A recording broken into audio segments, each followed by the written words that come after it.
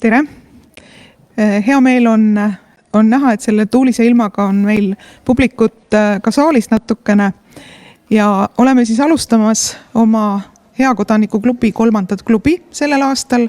Mina olen Inna ja tervitan kõiki Vabaühenduste Liidu poolt.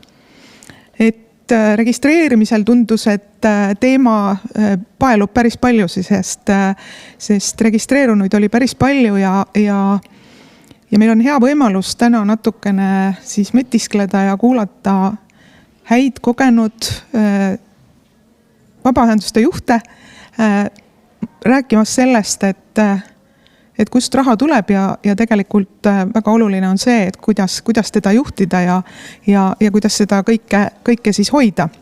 Et meie Hea Kodaniku klubi toetab aktiivsete kodanike fond ja loodame, et väga paljudele vabaühendustele on sellest teemast ja sellest hilisemast järelvaatamise võimalusest hea kuulata seda siis, kui head mõtted otsa saavad ja raha otsimise kohad uuesti meelde tuleb tuletada. Nii et annangi nüüd siit edasi sõna Pirkole, Teibile ja Helinale.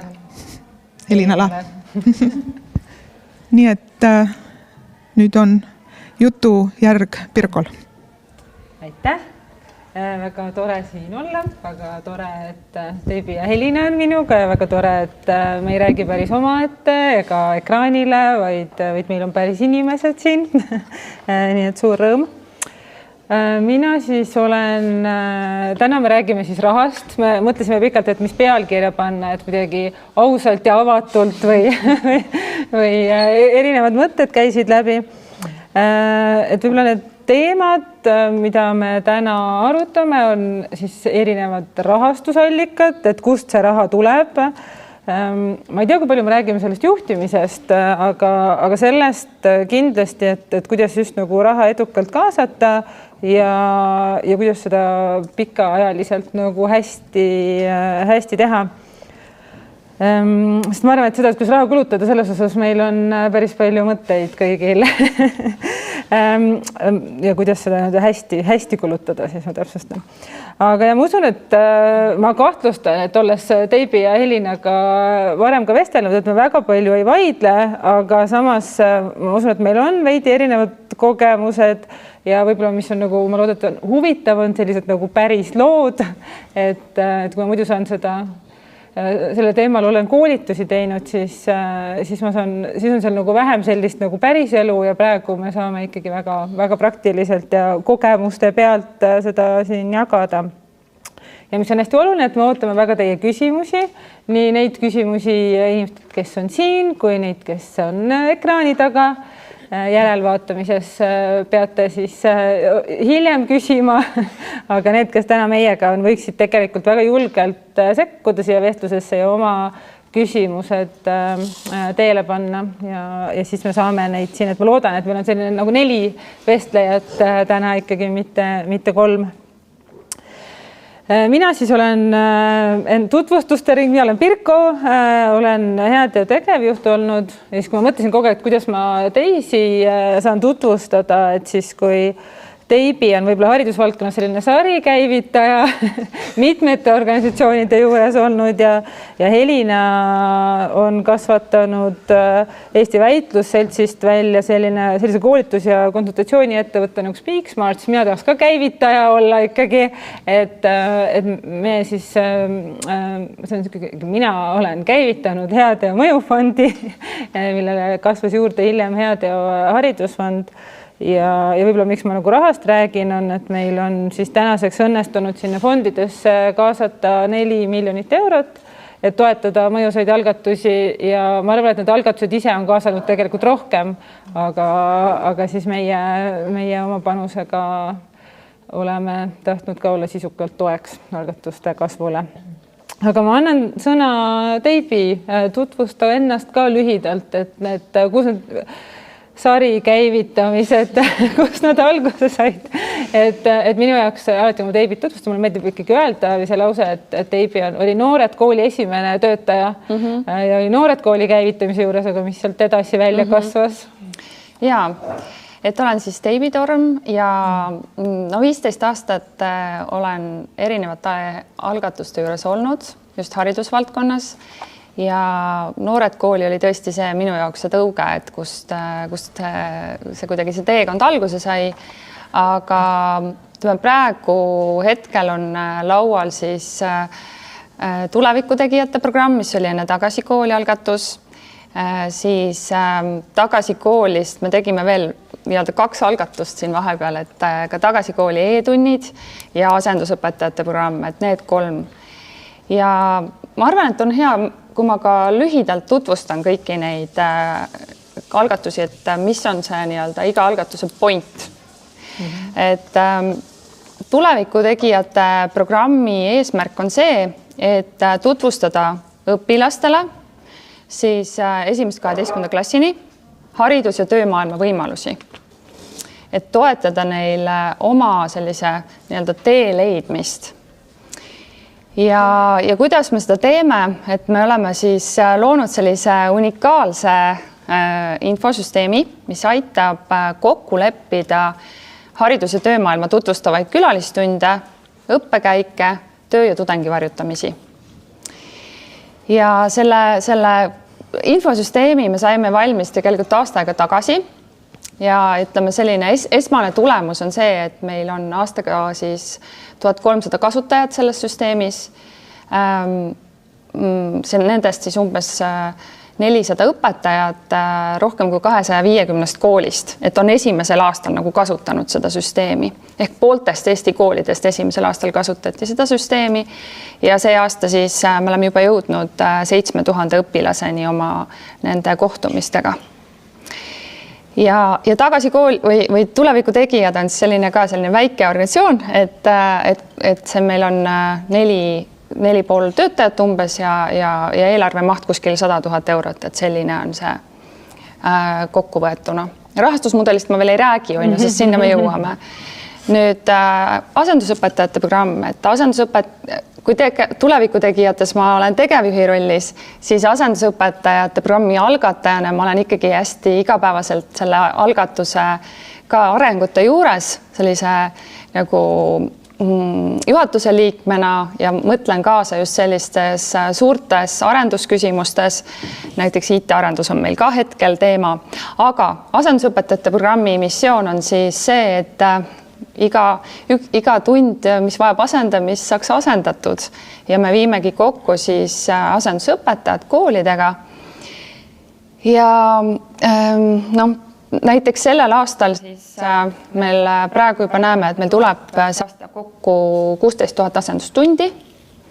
Et meil on üle 200 kooli ja lasteaia meie kliendid täna. Ja see on ka selline organisatsioon, et meil on seal 3,5 töötajat ja umbes see eelarve maht on kuskil, käive on tegelikult 200–300 000 aastas. Et sellised faktid siis.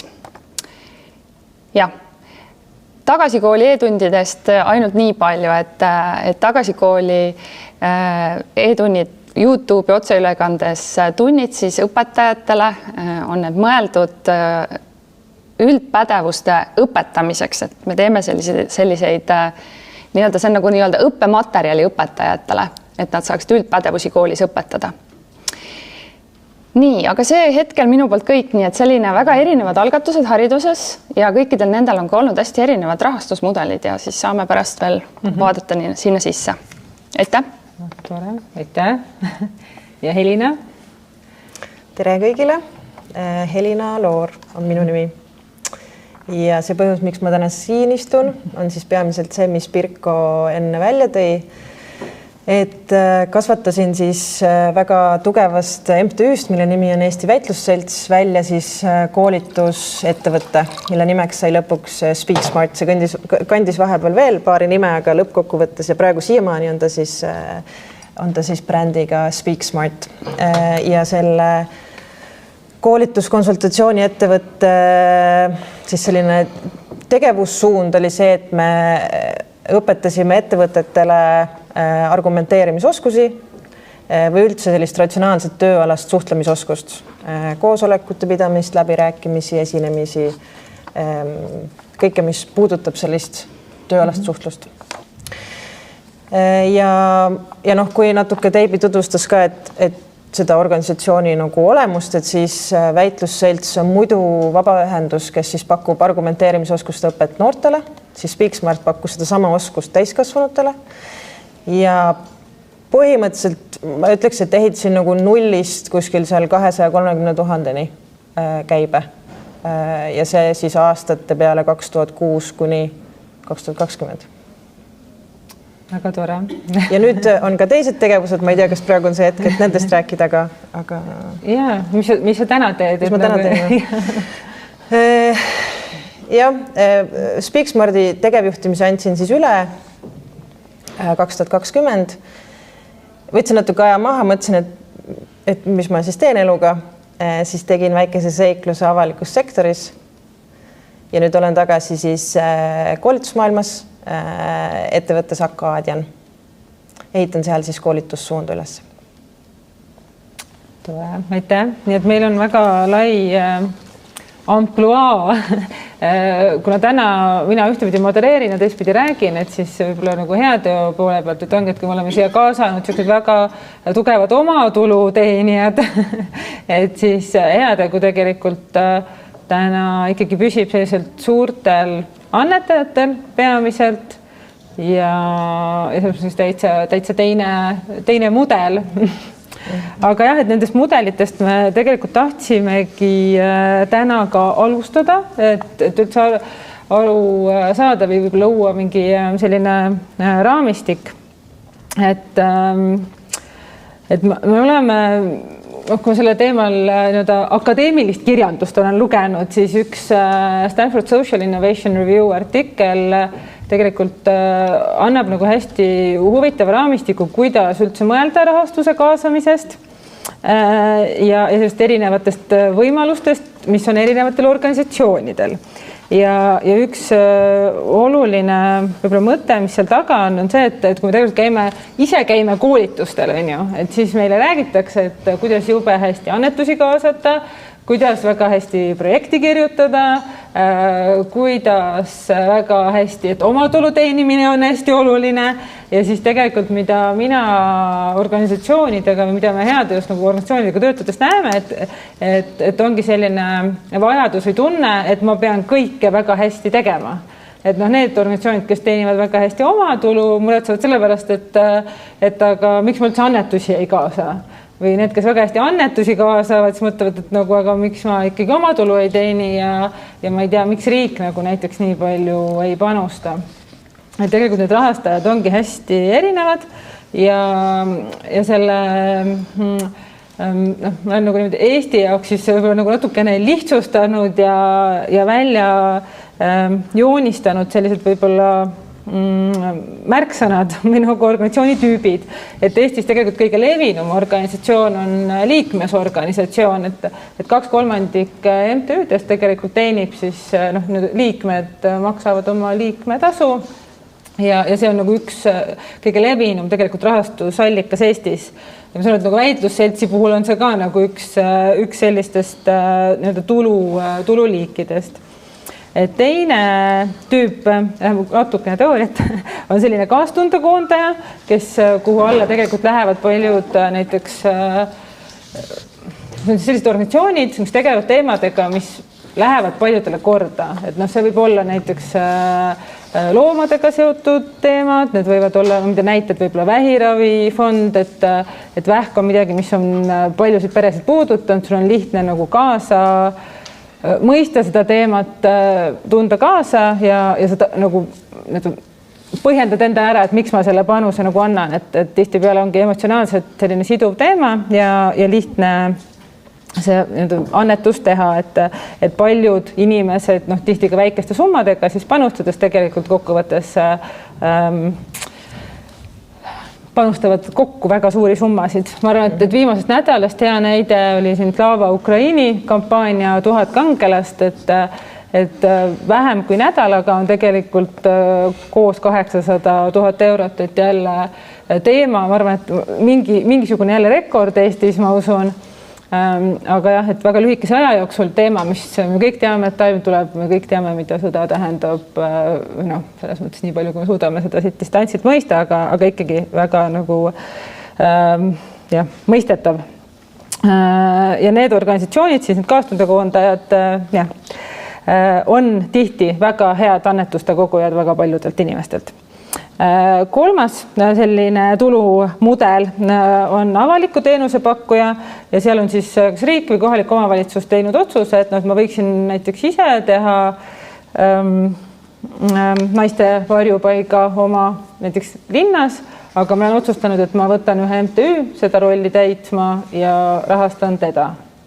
Noh, muidugi kõik teame, et tihtipeale vajavad need MTÜ-d ka veel lisarahastust, aga põhimõtteliselt, et nii-öelda avaliku teenusega suhtes ikkagi on ka väga paljud organisatsioonid.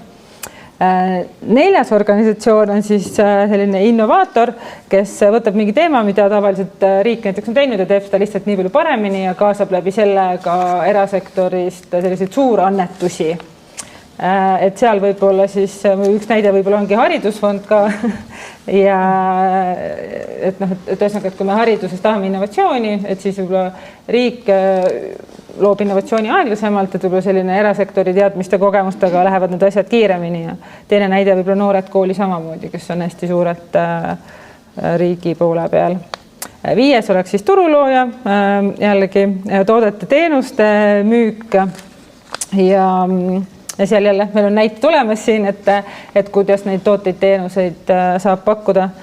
Ja siis ma mõtlesin, et kui need olid nagu sellest Ameerika siis ülikooli näitel sellised levinumad tulumudelid ja siis ma mõtlesin ja ka teistega rääkisin, et tegelikult üks väga oluline tulumudel on siit puudu või organisatsiooni tüüp. Ja siis ütlesin sellele, et see ilmselt peaks olema Eesti puhul ka projektist projektini. Et võib-olla väga raske on annetusi kaasata ja väga raske, et on võib-olla nagu sellist suurt ja hästi nähtavat innovatsiooni luua, aga siis nagu, et see tundus ka mingi asi, kus tegelikult Eesti vabaühendused erinevad siis tihtipeale välismaailmast, et projektirahad tulevad riigi poole pealt ja Eestis on see ikkagi see lootus riigile hästi suur või nendele erinevatele rahastajatele, et siis see projekti mudel on selline nagu väga levinud tulumudel. Nüüd tuli väga palju teooriat, aga siis nagu teie enda näidete pealt, et siis kui te seda teooriat kuulsite, et mis tüüpi organisatsioon teie organisatsioonid olid? No mina võin alustada, et tulevikutegijate puhul siis kõigepealt, et mis see tulumudel üldse on. Et nagu ma mainisin, meil on infosüsteem ja me korraldame just üldhariduses selliseid kohtumisi õpilastega, et siis kohe on nagu see, et kes maksab, on ju. Õpilane ju selle eest ei maksa, eks. Nüüd kool, kas kool võiks selle eest maksta, eks? Ei, kooli jaoks on ikkagi ka selline nagu nii väike asi või selline, mitte nii-öelda selles õppekavas nähtavasti esimene asi. Nii et meie jaoks on see tulumudel täna olnud selgelt selline, et me oleme kaasanud ettevõtete raha, ehk tänasel hetkel meil on siis kuskil, kui ma vaatan viimased 8 aastat, et siis on kõikunud seal kuskil 60–80% on siis ettevõtete toetus ja meil on hetkel siis Swedbanki toetus olnud sellest enamus. Ja siis see 20–40% on olnud fondid, erinevad fondid. Ja et see on olnud see mudel, kui panna nüüd seda sinu sellesse süstemaatikasse, eks ole, et siis on ühelt poolt võib-olla selline innovatsiooni toetamine ettevõtjate kaudu, on ju, aga teiselt poolt ka siis mingisugune riigi panus seal juures. Ja siis, kui võtame jälle asendusõpetajate programmi näite, et selle oma tulumudel on siis nii-öelda see põhi, ehk siis me pakume koolidele asendusõpetaja teenust, see maksab koolile, kool maksab kinni nii selle asendusõpetaja töötasu ja iga töötasu nii-öelda, seal on nii-öelda tunnitasu ja tunnitasu juures on ka siis teenustasu. Ehk siis toon konkreetselt, et kooli jaoks maksab üks asendustund 24,60 € ja sellest rahast siis 4,90 tuleb asupile ja ülejäänud on asendusõpetaja töötasu. Ja kui me enne ütlesin ka, et kuskil 16 000 tundi aastas me teeme, et siis näiteks 80 000 € me see aasta oma tulust ka teenime näiteks. Aga asjaõpi puhul, kui ma vaatan seda mudelit, siis ikkagi selleni, et me oleme alguses, kui ma alustasin, siis hästi suure rõõmu ja vaimustusega uskusin, et tegelikult kohe-kohe, et meil on 100% omatulu ja et me saame nagu ise majandavaks, kui mitte teisel, äkki siis 3. aastal ja praegu me oleme 5 aastat tegelikult tegutsenud ja see omatulu protsentiga me oleme jõudnud 60%-ni. Et see ülejäänud 40% alguses tuli fondidest ja praegu tuleb riigilt.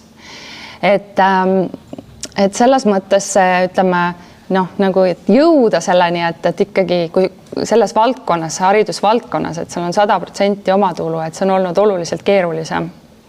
Aga jah, et siis asjaõpi puhul kindlasti omatulu ja ütleme siis praegu nagu riigi komponent. Okei, nii et te olete asjaõpiga ka siis tegelikult turuloojad, et sellist toodet või teenust nagu ei pakutud varasemalt ja te tõite selle turule. Nii oli. Ja see oli midagi, mida koolid vajavad, ehk nad on valmis nagu maksma selle eest. See on põhi teenus, et see nagu näiteks ongi, et koolil on juba see rida, et õpetaja töötasu, et see, et näiteks, et tuleks sinna rida, et korraldame külalistunde või midagi muud, et see on hoopis pikem nagu tee või et kas see peakski nagu koolis olema, et eraldi küsimus kooli eelarves olema. Aga siin võib-olla on hästi huvitav just nagu see, et väitlusselts, kes tegelikult ongi võib-olla selline traditsioonilisem organisatsioon, ongi osaliselt ka liikmetasud, kõik seal ei ole liikmed, okei, nii. Aga ma räägin kohe. Et seal on nagu, ma räägin ka nagu 2 organisatsioonist, selles mõttes, et ma räägin natukene väitlusseltsi mudelist, mida ma täna hommikul kinnitasin tegevjuhiga üle, et ma jääks pada, ja siis natukene Speaksmartist. Et väitlusselts on liikmesorganisatsioon, liikmed on siis ju eraisikud, mitte organisatsioonid. Liikmetasusid ei ole, aga organisatsioon korraldab oma liikmetele ja ka väljapoole siis üritusi, milleks noortele on siis väitlusturniirid ja väitlusturniiridel on osavõtutasud. Ja kui sa tahad siis osa võtma minna, et siis see tasu on see, mis sa siis nii-öelda organisatsiooni panustad selle eest, et sa saad siis sellest tegevusest nii-öelda põhitegevusest osa.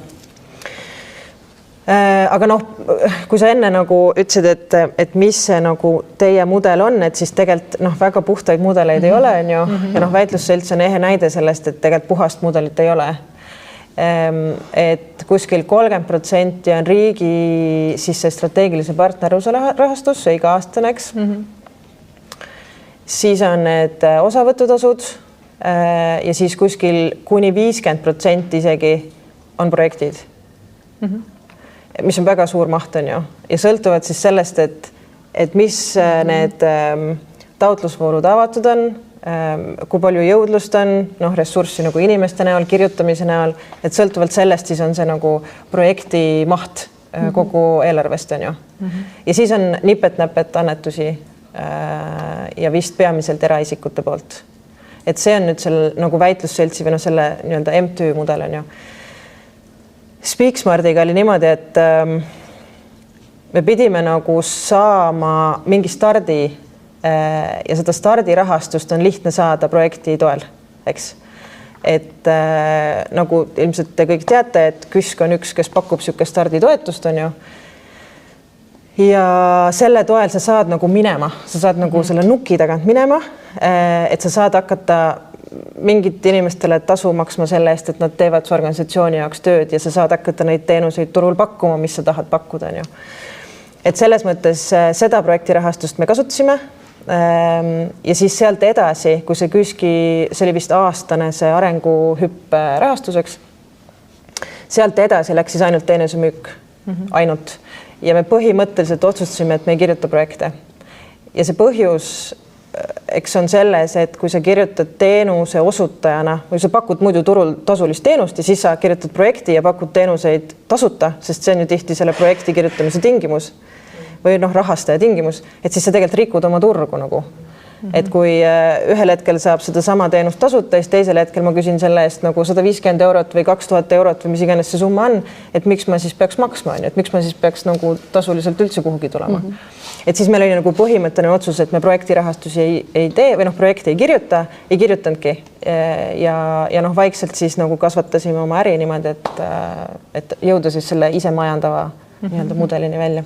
Ja samas siin on ka nagu erisus või nagu selline näide kõrval, et me asendusõpetajate programmis oleme riigi toel pakkunud tasuta koolidele võimalust nagu kasutada asendusõpetajate teenust. Ja see on olnud samal ajal hästi hea selline müük nendele, sest nad saavad proovida, kui nad on skeptilised, on ju, saavad proovida, nii et ta alati ma ei tea, võib-olla siin on mingi konks, et kuidas on ju saada siis maksma pärast, on ju, aga kui see klient nagu teab, et see on nagu ajutine ja ma saan proovida, et see võib ka toimida teinekord. Ja ma arvan, et see on ehe näide sellest nagu start või nagu käima lükkamise faasist tutvustad nagu ära ja siis hakkad on ju teenust müüma. Just. Et see jällegi ka üks näide, et tagasi kooli e-tundidega me esimesed 200 tundi tegimegi kõigile ettevõtetele, ministeeriumitele tasuta, ja leidsime selle jaoks fondirahad.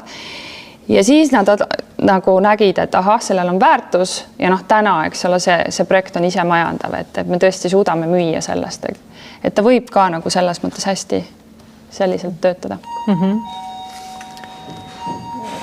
Tarkade valikute teema siis.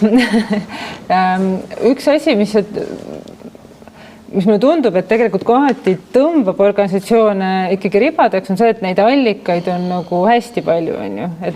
Et kuidagi see tunne, et nii-öelda nagu mis musklit ma nagu treenin, et kas ma treenin seda tasu küsimusi ikkagi musklit või projekti kirjutamise musklit või annetuste küsimise nagu musklit, on ju. Et me oleme hästi väiksed organisatsioonid tihti peale, et ei ole nii, et sa saad panna 10 inimest ühe teemaga tööle ja 10 inimest teise ja nii edasi. Et lõppkokkuvõttes, sul ongi 1, 2, 3 inimest, kes üldse nüüd igapäevaselt on sinuga ja siis tuleb teha tundub, et kohati tundub, et see edu võti võib olla selles nagu valiku ka tegemises, on ju. Et kui lihtne või raske see, ma ei tea, teie puhul on olnud, et kas see valiku tegemine, tegelikult huvitav ka kuulata tegelikult teiste kommentaare, et mu hüpotees on, et kui sa teed nagu valikuid ja keskendud vähemale, et siis sa võid olla edukam, aga samas jällegi tundub, et kui igalt poolt saab natukene, siis peab ikkagi kõike tegema. Et kuidas te seda olete balansseerinud? Hull kiusatus on teha nagu kõike, mis justkui on nagu kättesaadav või laual on ju. Aga ma arvan, et see ongi nagu ressursi küsimus ühel hetkel, et kui sul, Teibi tõi näiteid 3,5 inimest, 4,5 inimest on ju, Speaksmartis oli 2 nii-öelda kontoritöötajat ja siis kuskil 10-12 sellist nii-öelda siis freelancerid, koolitajad, kes siis nagu tegid kaastöid või kes siis viisid koolitusi ellu. Et siis sa 2 inimesega ei tee kõiki neid asju, sa lihtsalt pead valima ja siis sa teed need valikud mingitele argumentidele toetudes loodetavasti, et mis on su nagu tugevus, milles sa, et kas parasjagu näiteks, et kas projektirahastust teha on ju, et kas parasjagu on ka selliseid rahastusi, mis võimaldavad mul teha asju nii, nagu ma tahan teha, et projektidel on omad piirangud, on ju, omad võimalused, kus su oskused on, milleks sul on aega, mõni projekt on nii nagu detailne oma aruandluses, et sa pärast paned sinna nagu meeletult töötunde, et noh, et sa pead lihtsalt nagu tegema valikuid ja mõtlema läbi need argumendid, et mille pinnalt sa neid valikuid teed, et sul ei ole selles sotsiaalses ettevõttes või vabaühenduses nii palju inimesi, et saaks iga suuna peale nagu ühe inimese panna, on ju. Ja hästi nõus, mul on sama kogemus ja et kindlasti ma olen kuidagi ühelt koolituselt ka kaasa võtnud selle, et see 75-25, et võiks olla nagu 75% mingist ühest allikast ja 25 siis teisest või teiste mingitest kombinatsioonidest, et see 75% annab selle stabiilsuse, et ahah, et mul on mingi funktsioonid on kaetud juba, on ju, et ma tean, et ma oskan seda raha täpselt näiteks, kui meie puhul asendusõpetajate puhul on see oma tulu teenimine, on ju, ma tegelen sellega, ma oskan seda ja siis see 25%, et ma vaatan veel, et mis on mu võimalused. Aga jah, reaalsuses ju minu kogemusel see on ideaal, mille poole püüelda, aga et kui sa tahad areneda ja sul on eesmärke ja soove ja sul on lisaraha vaja, et siis hästi lihtsasti on see, et tahaks ju kohe siis, tekib mingi taotlusvoor, pakutakse seda võimalust, annetustalgud, äge, tahan osa võtta, on ju, et ja nii edasi, et siis ikkagi nagu kuidagi see tuleb hästi ruttu, et teeme seda ja teist ja kolmandat ka ja ma näen, et näiteks nagu mingite arenguhüpete saavutamiseks ongi olnud see lausa kriitiliselt vajalik, et võtta midagi veel juurde, mis nagu parajasti ei ole laual.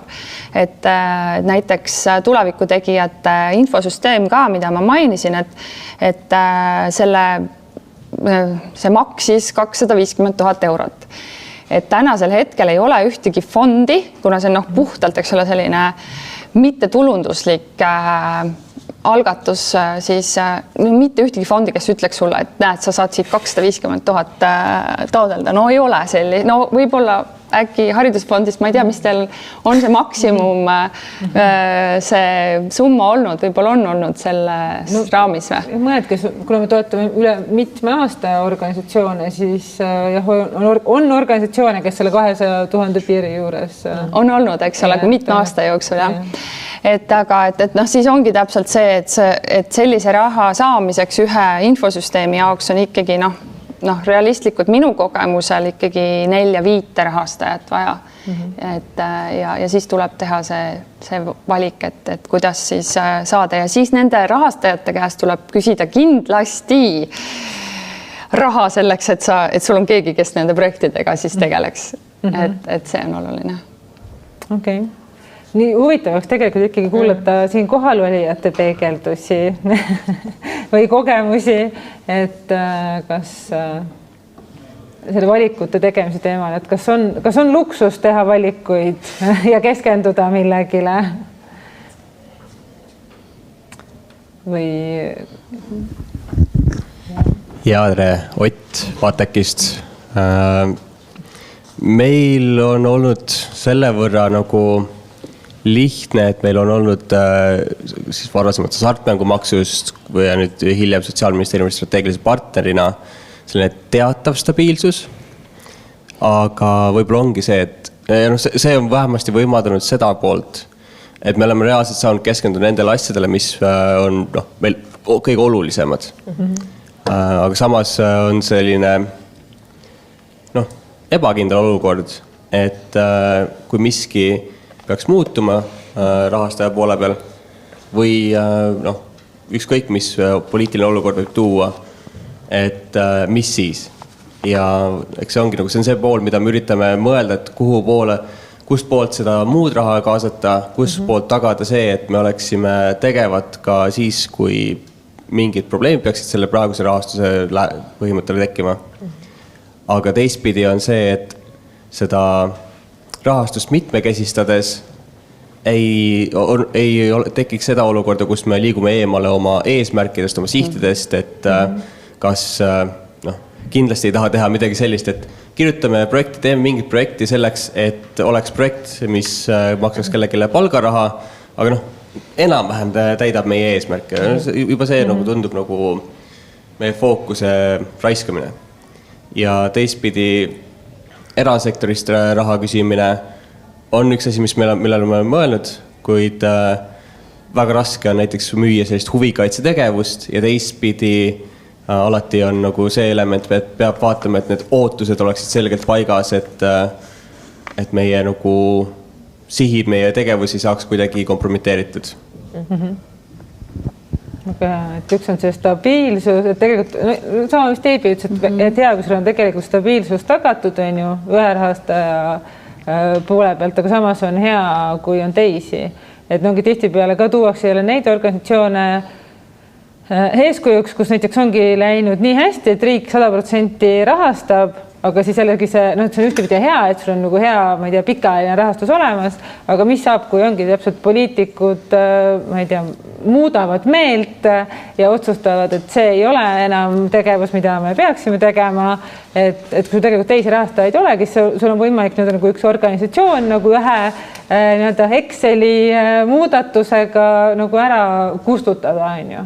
Et tegelikult on hästi hea ka, et ka meie oma organisatsioonide seas, kellega me töötame, et me tegelikult hästi hindame ja aitame seda nagu, et need huvid oleks balansseeritud, et ongi väga suur riik, siis on väga tore, kui tegelikult tulevad ka ettevõtjad kampa, sest siis kui riik otsustab midagi muuta, siis hakkavad ettevõtjad pahandama või kui mingi, aga samas jällegi ka teistpidi, et kuna ettevõtjad tihti tahavad ikkagi piloteerida asju, mitte võib-olla läbi 20 aasta rahastada ja aina suuremas mahus, et siis nagu pilootide tegemiseks jälle sellist nagu innovatsiooniraha ettevõtetelt kasutada ja ongi, et kui mudelid on välja töötatud, siis võib riigil tekkida väga suur huvi nende vastu, et kui nad saavad need nagu töötavad ja testitud mudelid.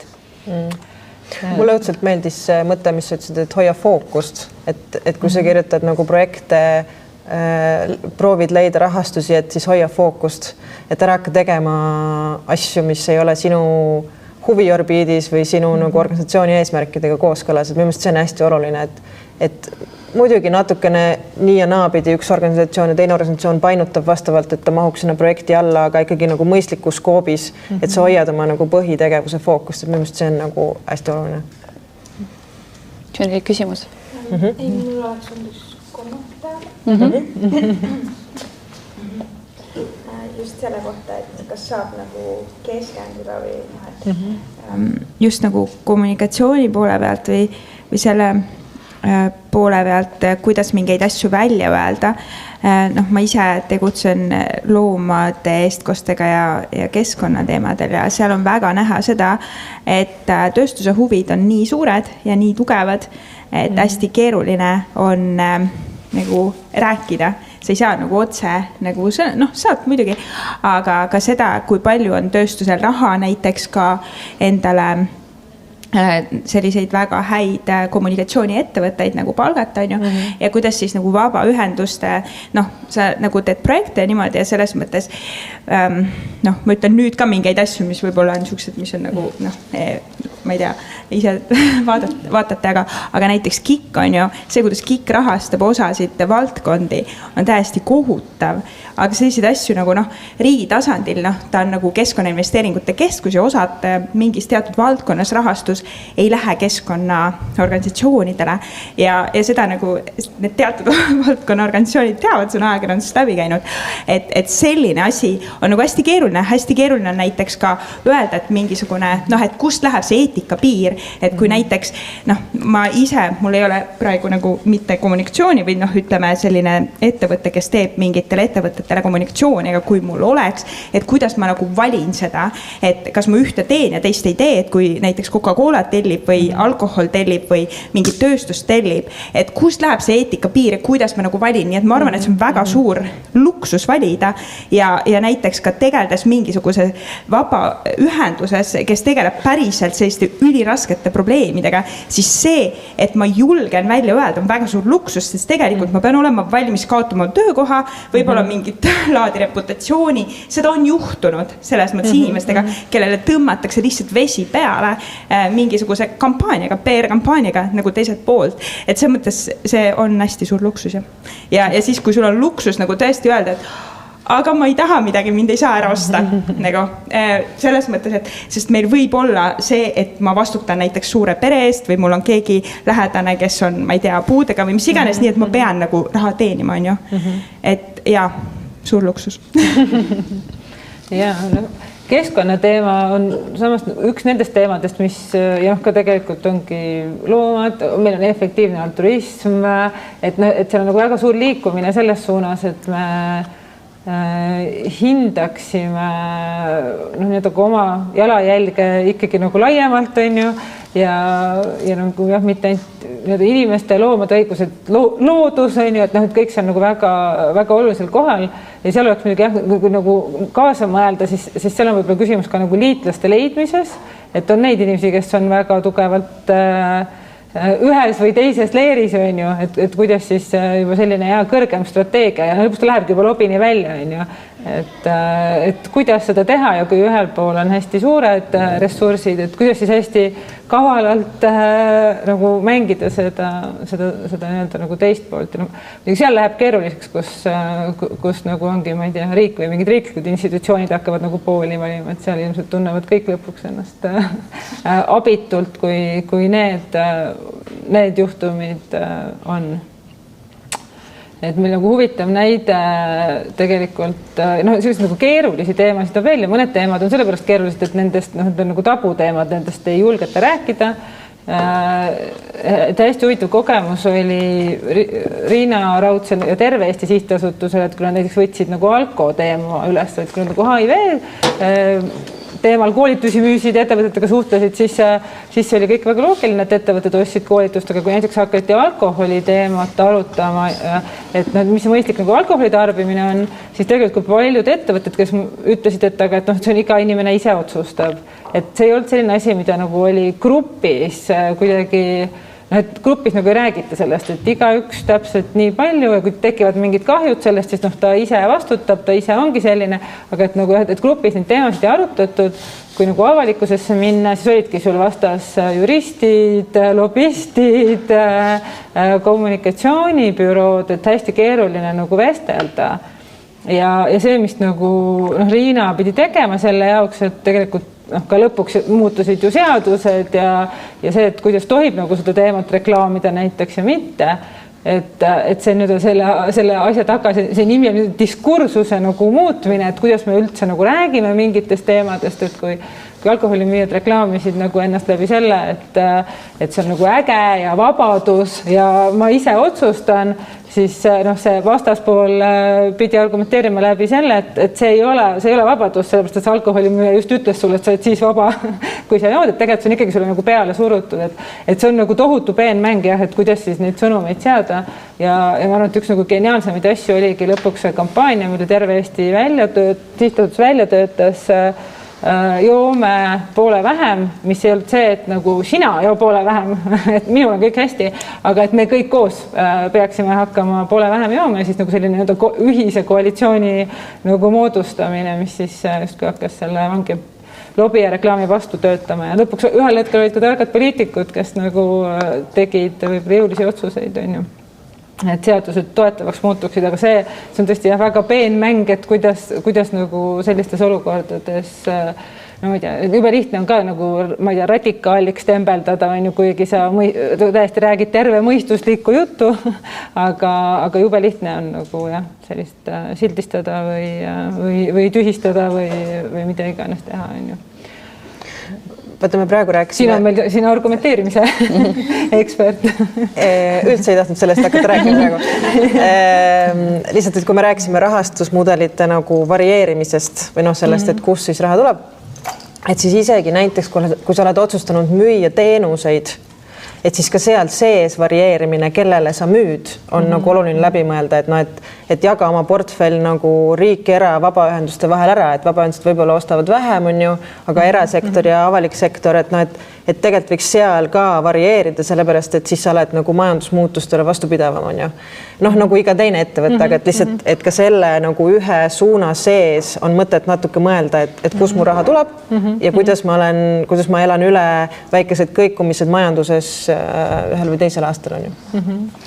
hästi nõus ja ma olen ise ka hästi selle nii-öelda seda usku, et iga või mina oma algatustes vähemalt olen alati otsinud seda omatulu ka, et kuidas seda teenida, et aga see on ka selles mõttes hästi õige, et vaata, et noh, et mis su see sihtgrupp seal on või kellele või kuidas sa seda omatulu teenid, et sest see oma tulu, kui sa lähed seda nagu otsima, siis see võib sind ka nagu sellest mõjust nagu eemale viia, sest et sa ju ikkagi vaatad nagu seda, et kes maksab ja mille eest maksab ja nagu no võib-olla minul on nagu just noh, näiteks võtame tulevikutegijate programmi, et ma olen seda päevast üks, kui ma hakkasin selle programmiga tegelema 8 aastat tagasi, kogu aeg otsinud seda omatulu komponenti ja käinud väga-väga käänulise tee läbi.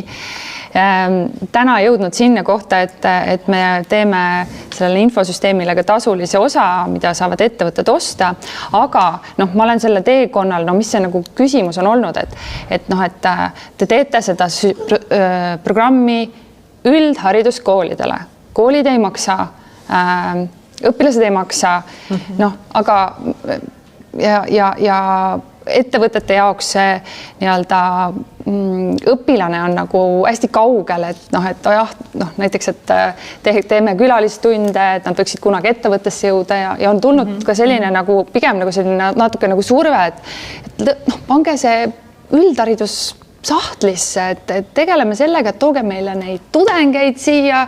Me oleme väga huvitatud, maksame teile selle eest, et te toote meile töövarje, saame kõik parimatest ülikoolidest kohe erialadelt, tooge kõik õppekäikudele, teeme praktikaid, on ju, jah, me anname teile raha, on ju. Aga see ongi see, et kuidas sa nagu siis sellel hetkel mõtled, et see mõju ikkagi ju, mida ma tahan saavutada, on kuskil mujal, on ju, ja hoiad sellest kinni. Ja teinekord on see ka nagu väga raske, kui sa näed, et sa oled selles oma valdkonnas tegelikult noh, kõike teinud ja nagu piirid on ees, on ju. No nüüd me liigume nagu sotsiaalse ettevõtluse mudelitesse on ju natukene ja siin peaks nagu, ma ei tea, Jaan Aps ja Sev ja teised sõna võtma ka. Aga et sotsiaalse ettevõtluse mudeleid on ju erinevaid, on ju. Et üks on see, et sa müüd seda sama teenust, mis on sinu missioon, mis on see, mis me tegime Väitlusseltsi ja Speaksmartiga, et me hoidsime väga tugevalt missioonist kinni, et me ei hakanud tegema teenuseid, mis ei ole nagu, ei toetanud seda üldpõhimõtet, et nagu ratsionaalne duaalne suhtlus on ju, või argumenteeritud suhtlus. Aga on ju mudeleid, kus sotsiaalne ettevõte müüb midagi muud. Ma ei tea, kas või nagu rendib kortereid ja müüb mingeid muid asju, aga saadud tulu investeerib tagasi missiooni. Et noh, et selliseid mudeleid on ka olemas ja see kõik on tegelikult nagu okei. Lihtsalt sa pead läbi mõtlema, et kuhu sa paned energia ja mis sa saad siis nagu tagasi ja mis see lõppkokkuvõttes see kasu on ju. Ja, seal me läheme juba väga laiaks. Aga kui te olete nüüd oma teenuseid müünud, et siis kui palju küsitakse selle kas need, kes ostavad, saavad aru sellest mõjust, mida te müüte või need ikkagi lahendavad oma sellist praktilist probleemi, et mul on vaja üks seminaripäev ära modeerida versus nagu see missioon, et kui palju on seda, et ta peabki vastama selle ettevõtte vajadustele, et noh, mul on see päev modereerida, tulge tehke ära, on ju, ja te konkureerite seal nagu teistega ja kui palju on see, et nad mõistavad, et tegelikult teie olete hästi eriline pakkuja, sest teil on seal taga ka missioon, mitte lihtsalt see teenus või kas nad peavadki üldse mõistma seda missiooni ja mõju? Noh, eelkõige ja su teenus peab olema ikkagi see, mis lahendab kliendi vajadusi, on ju. Et sa ei saa pakkuda mingit täiesti teist teenust või ebakvaliteetset teenust, et sellega sa turul ei konkureeri, on ju. Et kui sul on vaja juhtida arutelu, siis sul peavad olema head arutelujuhid, et see on juba nagu iseenesest mõistetav, mina ütleks. Aga et seal kõrval see missiooni kommunikeerimine peaks olema nagu läbiv. Müügietapis, pakkumistes, teenuse läbiviimise etapis, et sul inimesed, kes ma ei tea, astuvad ruumi ette, moderaatorid ütlevad, kus nad tulevad ja kes nad on ju. Ja mul Speaksmartis on päris mitu klienti öelnud, et ma ostan teie käest sellepärast, et teil on seal taga missioon ja vabaühendus ja ma tean, et see raha läheb nagu hea asja jaoks. et noored saavad põhimõtteliselt siis nagu Eestis argumendioskuseid tänu sellele, on ju, et see suurem emaorganisatsioon elab nii-öelda. Et mõlemad on olulised, aga ma ütleks, et eelkõige nagu see kliendi vajadus ja siis see missioon, aga seda peab ise hästi osavalt nagu kommunikeerima ja ütlema, et miks me oleme olemas, mida me teeme, mis asja me ajame nagu. Asendusõpetajate puhul jah, selle näitel kindlasti koolid on alati asendusõpetajaid ju kasutanud, on ju. Ja samal ajal seal on ikkagi nii palju igasuguseid probleeme, näiteks seda, et asendusõpetajatele tihti ei maksta või ja nii edasi ja nii edasi. Tegelikult ikkagi see on nagu sellise missiooni, meie missioon, et iga tund loeb, et see, et meil jäävad tunnid ära, tekitab lõpuks mingisuguseid auke õppijate õpitees ja võib tekitada väga olulistes valdkondades auke, nii et see mõjutab nende nagu tulevikuvõimalusi olulisel määral. Et aga jah, et see, ma arvan, et väga paljude sotsiaalsete algatuste nagu jaoks on teemaks see, et sa pead seda nagu kultuuri ka mõjutama ja muutma, on ju. Ja asendusõpetajate programmi jaoks kindlasti, et see, et see kultuuri loomine, et üldse koolides, et asendusõpetajate tellimine on okei. Sa võid sellist asja üldse nagu tellida, et sa ei pea ise hakkama saama, see võtab koolis nii palju aega ära ja see aeg tegelikult, see võiks minna kuhugi mujale selle asemel, et õppelajuhatajatest mingisugune pool tööaega selleks, et kes läheb kuhu asendama, on ju, versus, et mis on nagu koolis veel sisulised küsimused. Et selline kindlasti hästi oluline, et tegeleda siis selle nii-öelda missiooni kommunikeerimisega, nagu sa ütlesid, nagu mõnes mõttes iga kord, kui sa nagu suhtled, on ju, aga ka ta laiemalt ühiskonnas, kõik see, mida artiklid, mida sa kirjutad või kohtumised ja esinemised ja kõik see pool sinna juurde. Okei. Küsimus nagu eesmärkide kohta, et kuidas teie oma organisatsioonis eesmärki seadsite, et jällegi selline võib-olla üks nagu lause, mida ma olen kuulnud, et me teemegi nii palju, et me ootame, et kui palju raha on, et siis me mõtleme välja, et mis me siis teha suudame selle raha eest, et me teame, et praegu oli üks projektivoor, järgmine tuleb poole aasta pärast, et siis sealt jälle taotleme.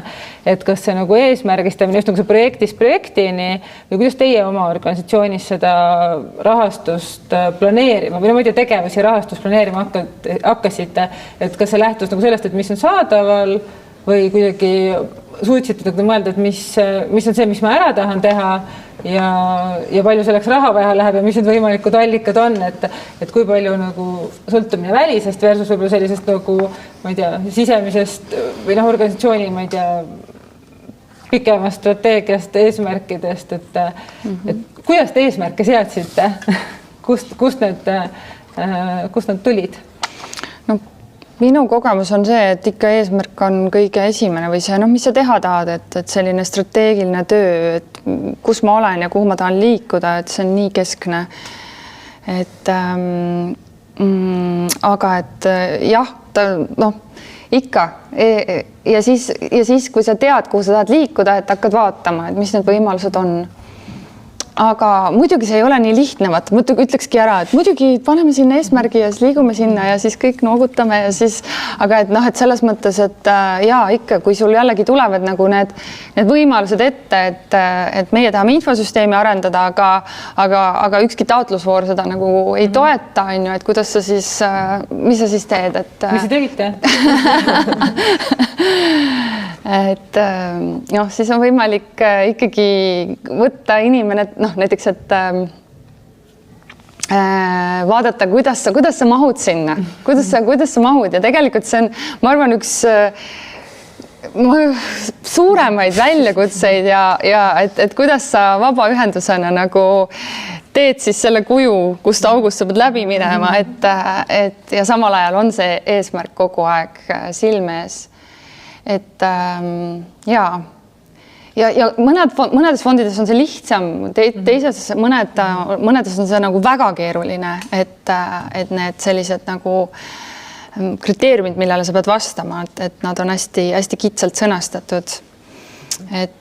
aga ühesõnaga me siis leidsime viisi, kuidas nagu ühest kohast, kus sai ainult inimeste jaoks, töötasude jaoks, et siis kuidagi töötasude jaoks ja teisest, kus sai nagu juba mingisuguste, ma ei tea, arenduste jaoks või disaini jaoks, et siis kuidagi kombineerisime kokku selle. Kas midagi jäi tegemata, sellepärast, et sellist vooru ei olnud? Ja oleks võib-olla isegi jäänud selles suhtes, et üks asi ongi, ma ei tea ka, et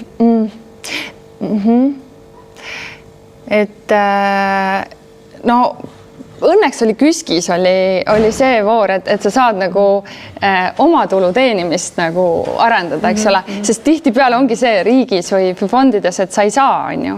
Et noh, justkui see, et olidki mingisugused, ütleme, ESF rahad, mis meil olid ka, ja väga keeruline, et kui sa ESF raha eest arendad, siis sa ju ei saa oma tulu teenida ja siis sul on teine fond, kus sa saad ja siis tegelikult see on üks ja sama asi või no nagu kaks erinevat poolt, on ju.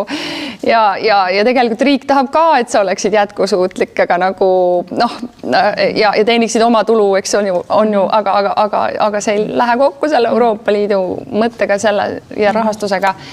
Et selles mõttes selline väljakutse, et kuidas seda läbi rääkida ja mis tükid siis on nüüd avalik osa ja mis tükid ei ole näiteks. Et aga no õnnestus. Super. Kuidas tagasi eesmärkide juurde? Nojah, meil siis, kui me ikkagi nagu tahtsime hakata tegema täisajaga oma nagu ettevõtet, et alguses ta oli niisugune side business ja natuke tegid ühe asja kõrvalt ja teise asja kõrvalt, nagu te ilmselt kõik olete ju tuttavad, kuidas seda asja tehakse. Aga et kui tahaks nagu 100% pühenduda, et siis on küsimus, et kus see stardipauk tuleb, on ju, mis stardirahastus. Ja seal me kasutasime ka seda sama KÜSK-i arenguhüppe rahastust. Tollal ajal oli ta arenguhüppe, võib-olla nüüd on ta nime muutnud. Ja seal me seadsime väga selge eesmärgi, on ju, et meil on see teenus, aasta pärast me peame olema ise majandavad ja rahastus oli aastaks. Ja see rahastus kattis poole meie kuludest. Ja et meil oli nagu hästi nagu siuke piiri peal kõndimine, et sa pidid müüma selleks, et üldse seda rahastust, rahastusega nii-öelda lõpuni vedada, selle aasta lõpuni vedada. Aga noh, siis pingutadki, on ju, siis pingutad niimoodi, et on pingutatud ja paar kuud jäi rahastust puudu, aga et sellest me võime siis pärast rääkida, kuidas see lahenes lõbusate lugude etapis. Oota, mul oli mingi mõte veel, mis ma tahtsin öelda. Aga et minu meelest just see hetk, et kui sa tahad minna nagu, ma ei tea, nii-öelda professionaalselt organisatsiooniks, hakata müüma teenuseid, et siis see nii-öelda nagu projektidest teenuse müügini nii-öelda see üleminek, see võib olla hästi valuline, on ju. Et sul see ei saa nagu piisavalt kiiresti hakata oma teenuseid müüma, et rahastada oma nagu tegevust. Ehk siis selline nagu sild rahastus või? Ma isegi ei oska sellele öelda nagu õiget nime. Et minu meelest see on nagu puudu. Et KÜSK on natuke see, aga väga paljud projektid ei võimalda sellist rahastuse tüüpi, et sa nagu liigud vaikselt nagu sinna iseseisva ettevõtluse suuna peale. Ja seal on nagu hästi suur siuke auk, mida tegelikult võiks mingite nagu rahastusmeetmetega on ju muuta, olgu see siis mingisugused väga headel tingimustel nagu laenud Eesti pankadest, mis iganes see siis on, aga et seal on mingi nagu auk, mida me ise tajusime hästi nagu teravalt. Teibi rääkis sellest ASOP-i puhul, et alguses olid need ikkagi fondid või heateo mõjufond ja heateo haridusfond olid alguses nende fondide hulgas ja samamoodi jah, KÜSK ja ka Avatud Eesti fondil on nüüd jällegi aktiivsete kodanike fondi võimalused, on ju. Sest see, mida sa tegelikult otsid, on ju tegevuskulude katmine. See ei ole nagu uus teenus, see ei ole mingi uue asja algatamine, see on nagu põhitegevuskulude katmine ja seal on just see nagu auk. Ja see ongi kõige suurem, tihtipeale minu kogemusel nagu üks suuremaid väljakutseid. Et sa oled olemas, sa näed, et sind on vaja, sa tahad olla väga hea selles, mis sa teed, sa ei taha hetkel midagi uut teha ja kuidas siis seda nagu rahastada. Et seal on jah hästi palju küsimusi vabaühenduse jaoks.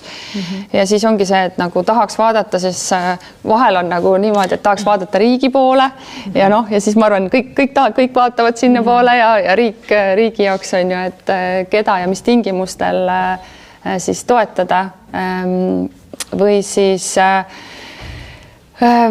jah, et kuidagi ongi ettevõtted tihtipeale on selliseid filantroppe ka, kes annavad tegelikult ka selliselt, et hea, et te olemas olete, eks, aga need sellised võimalused on ikkagi pigem vähesed. Mida on vaja üles leida.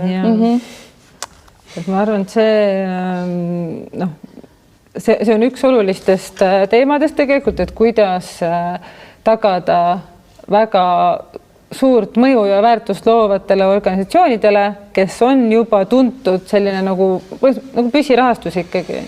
Et hästi huvitav on, kui ma räägin ettevõtetega, siis tuleb näiteks väga äge disainiettevõte minu juurde ja ütleb, et kas oleks mõni hästi alustav vabaühendus, kellele me saaksime midagi pakkuda või teha.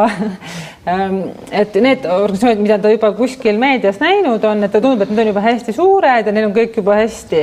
Ja samas me kõik teame, et me kõik oleme sellised organisatsioonidest, millest on olnud kuulda ja mis on nagu nähtaval, aga samas tegelikult on see, et ikkagi kui on vaja disainerit või kui on vaja, ma ei tea, kommnõu, siis see tegelikult oleks sul vaja seda pro bono saada, sest sa nagu turutingimustel ei ole võimeline seda ostma, aga soov on just panustada hästi alguses järgus olevatesse organisatsioonidesse, siis tahaks vaadata, kuidas me tagame, et nad ka aasta aja pärast olemas on, tegelikult tahavad ju sellist mõju, mis hästi pikaajaliselt nagu kestab, et just see arusaamine, et tegelikult ka need suured organisatsioonid võivad olla hästi haavatavad, et kuidagi ei tahaks neid nagu välistada, vaid pigem tahaks, et tulevad küsivad, et ma tahan näiteks sinna valdkonda panustada, et kes on kõige mõjusamad organisatsioonid või suuremad, sest tegelikult tundub, et seda tuge läheb absoluutselt kõigil vaja. Ja ükskõik, mis faasis sa oled.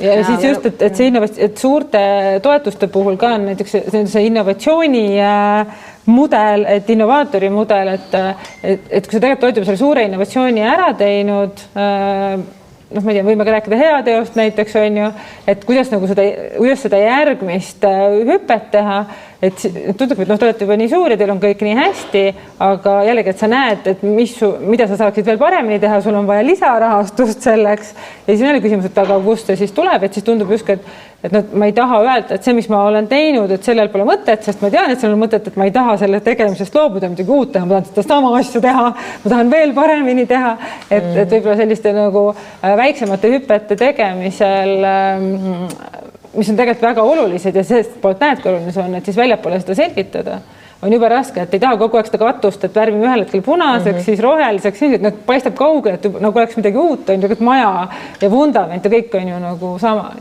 Mis on ka nagu organisatsioonide jätkusuutlikkuse küsimus on ju, et kui sa tahad, et seal on hea juhtimine püsivalt, et siis sa pead neid inimesi suutma hoida. Et see ei ole niimoodi, et sul iga aasta tegevjuht vahetub, on ju, aga et sa ei suuda häid inimesi hoida, kui sul ei ole ka nagu normaalset palka maksta, on ju. Et ühesõnaga, me jõuame juba sinna teemasse, on ju, et selle jaoks see püsiv, tugev rahastus ka nendel suurtel organisatsioonidel, kes justkui tunduvad suured ja võimsad, on tegelikult nagu kriitiline koht, on ju. Jaa. Et see, ma ei teagi, ma tahaks teha mingi küsitluse. Et üks asi, mis mind hästi kõnetab ja millega me fondis nagu kokku puutume, on kogu nagu palga maksmise teema. Et tihtipeale need palgateemad ei ole fondide lemmikteemad, et siis meie jaoks heateos on palga maksmine üks võimekuse aluseks, et me ei usu, et organisatsioon, ma ei tea, näiteks müüb koolitusi, müüb jube hästi, kui tal on neid koolitajad, aga mitte tegevjuhti. Et nagu meie loogika on see, et me tahaks panustada, et seal oleks väga hea tegevjuht, siis me usume, et siis ta müüb palju koolitusi ja need koolid kaasab palju koolitanud, jõuavad kaugele. Et mitte maksta nii-öelda nagu koolituste raha, vaid just selle nagu meeskonna raha, kes tegelikult kogu selle süsteemi siis nagu jätkusuutlikult nagu tööle paneks. Aga see mõte või üldse, kuidas nagu nii-öelda palgarahast rääkida ja mõelda, et see on ka nagu hästi keeruline teema, et ma ise olen erasektori taustaga ja siis viimased nüüd 8-9 aastat heateos aga tegelikult see julgus nagu küsida raha, näiteks julgus küsida raha teenuse eest, julgus maksta inimestele nagu head palka, et tegelikult see on sellise missiooniga organisatsioonides hästi keeruline. Et tundub, et kui ma kogun raha loomade jaoks, siis see raha peaks ju minema sinna, et kuidas nüüd me siin endale palka ka maksame, et seda palga, kuidagi see palga teema on täiesti minu jaoks nagu hästi südameteema, et meil esiteks peaks olema julgus küsida õiglast hinda selle eest, mida me teeme, olgu see siis eestkoste või olgu see ongi mingisuguste konkreetsete teenuste näiteks pakkumine ja tegelikult see julgus ka endale, oma meeskonnale tasu maksta. Et tihtipeale need on nagu keerulised vestlused, et kui me näeme mingisuguseid, ka organisatsioonid tulevad oma eelarvetega meie juurde, siis me vahetevahel tegeleme sellega, et me ütleme, et meil on mure, et teie palgatase on nii madal, et kas teil on need inimesed veel aasta aja pärast ka olemas, et tegelikult see on üks võib-olla ka selline huvitav teema, et õudselt tahaks teha, tundub, et siin sektoris peaks olema ka mingi palgauuring, et me üldse saaksime aru, millest me räägime, sest ilmselt on nagu organisatsioonide vahel hästi suured erinevused, pluss on palju vabatahtlikke ja kõike seda, et kuidas normaliseerida palga maksmist mõistlikul tasemel või ma ei tea, kui raske teil endal kas te olete võidelnud selle teemaga, et keegi töötaja ütleb, et ära mulle palka maksa või ise mõtled, et kas mul on õigust palka saada? Minul on hästi palju teemasid sellega olnud, et kas või see näide, et asendusõpetajate programmi loomine esimesed 3 aastat oli minu vabatahtlik töö, et see oli siis ongi 3. aastal ma sain endale maksta ja siis on küsimus, et miks sa siis ei maksa? Pirko küsib kogu aeg seda. Miks sa siis ei maksa endale? Nii. Ja siis, kui ma saan vaatan seda raha, mis mul on, et ma saan fondist täpselt nii palju, et ma saan seda asja teha, et näiteks, et ma saan võtta inimese tööle, kes reaalselt lepib kokku neid asendustunde ja rohkem sealt ei saagi, seal on piirang ja on fonde ju, kus piirang ongi näiteks päris palju võimalusi, mida meie võiksime kasutada, sa saadki taotleda 2000 eurot, 2500 eurot, sa ei maksagi kellegile selle eest palka, on ju. Et kui me räägime pikaajaliselt, on ju, et me võtan kellegi tööle ja ta teeb tööd ja ta pühendub ja nii edasi, eks. Et siis need voorud või need ongi see summa, mis mul on, ma olen eelkõige tõesti mõelnud nii, et ma pean selle asja käivitama, et see tööle läheks ja siis proovime siis vabatahtliku tööna selle ära teha, selle töötades kohaga samal ajal kuskil mujal. Jah, näiteks töötades samal ajal kuskil mujal ja võib-olla veel kuskil mujal, on ju, ja ma arvan, see on hästi tavaline siin selles sektoris, et inimesed tegelikult töötavad kuskil ja teevad mingeid asju vabatahtlikutena ja nii edasi. Samal ajal ma ise olen ka olnud tegelikult see on ka frustreeriv. See on frustreeriv, kui on esimene aasta, sa teed tasuta, sa teed väga palju tööd. Sa teed seda nädalavahetusel, õhtuti, sa teed tegelikult sellist tööd, kui sa oleksid kuskil ettevõttes, kus makstakse sulle 1,5-kordset tasu, sest sa teed seda kõike juba mingi ekstra, on ju. Ja siis tekib, on ju see, et kaua sul motivatsiooni jätkub, kaua sa jaksad minna, on ju, miks sa seda üldse teed, on ju. Et selles mõttes kas ma saaks kuidagi kas ma oleks kuidagi teistmoodi saanud teha, et hästi, mina ei tea, mina ei oskaks, ma ei oskaks, et enne kui see, et mul on olemas kuidagi asõpi puhul just, et mul on olemas see tegevjuht ja teenusejuhid ja kõik, kes seda asja ellu viivad, et see on olnud hästi minu prioriteet hetkel. Et ma ei tea, võib-olla keegi oskab mind õpetada, et kuidas oleks saanud teistmoodi. Aga nüüd ma olen saanud endale maksta ja minu jaoks ma arvan, on ka hästi nagu oluline mõte, mida ma olen nagu hästi mitmeid kordi mõelnud, on see, et kas käivitajatel peaks olema nagu mingi võimalus nagu tagantjärele maksta endale. Et ja mis tingimustel endale siis tagantjärele maksta, kui see asi on ikkagi edukas, ta on oluline, ta on mõjukas, seda on vaja, eks ole, et see küsimus. Aga noh, jällegi tulevikutegijate poole pealt,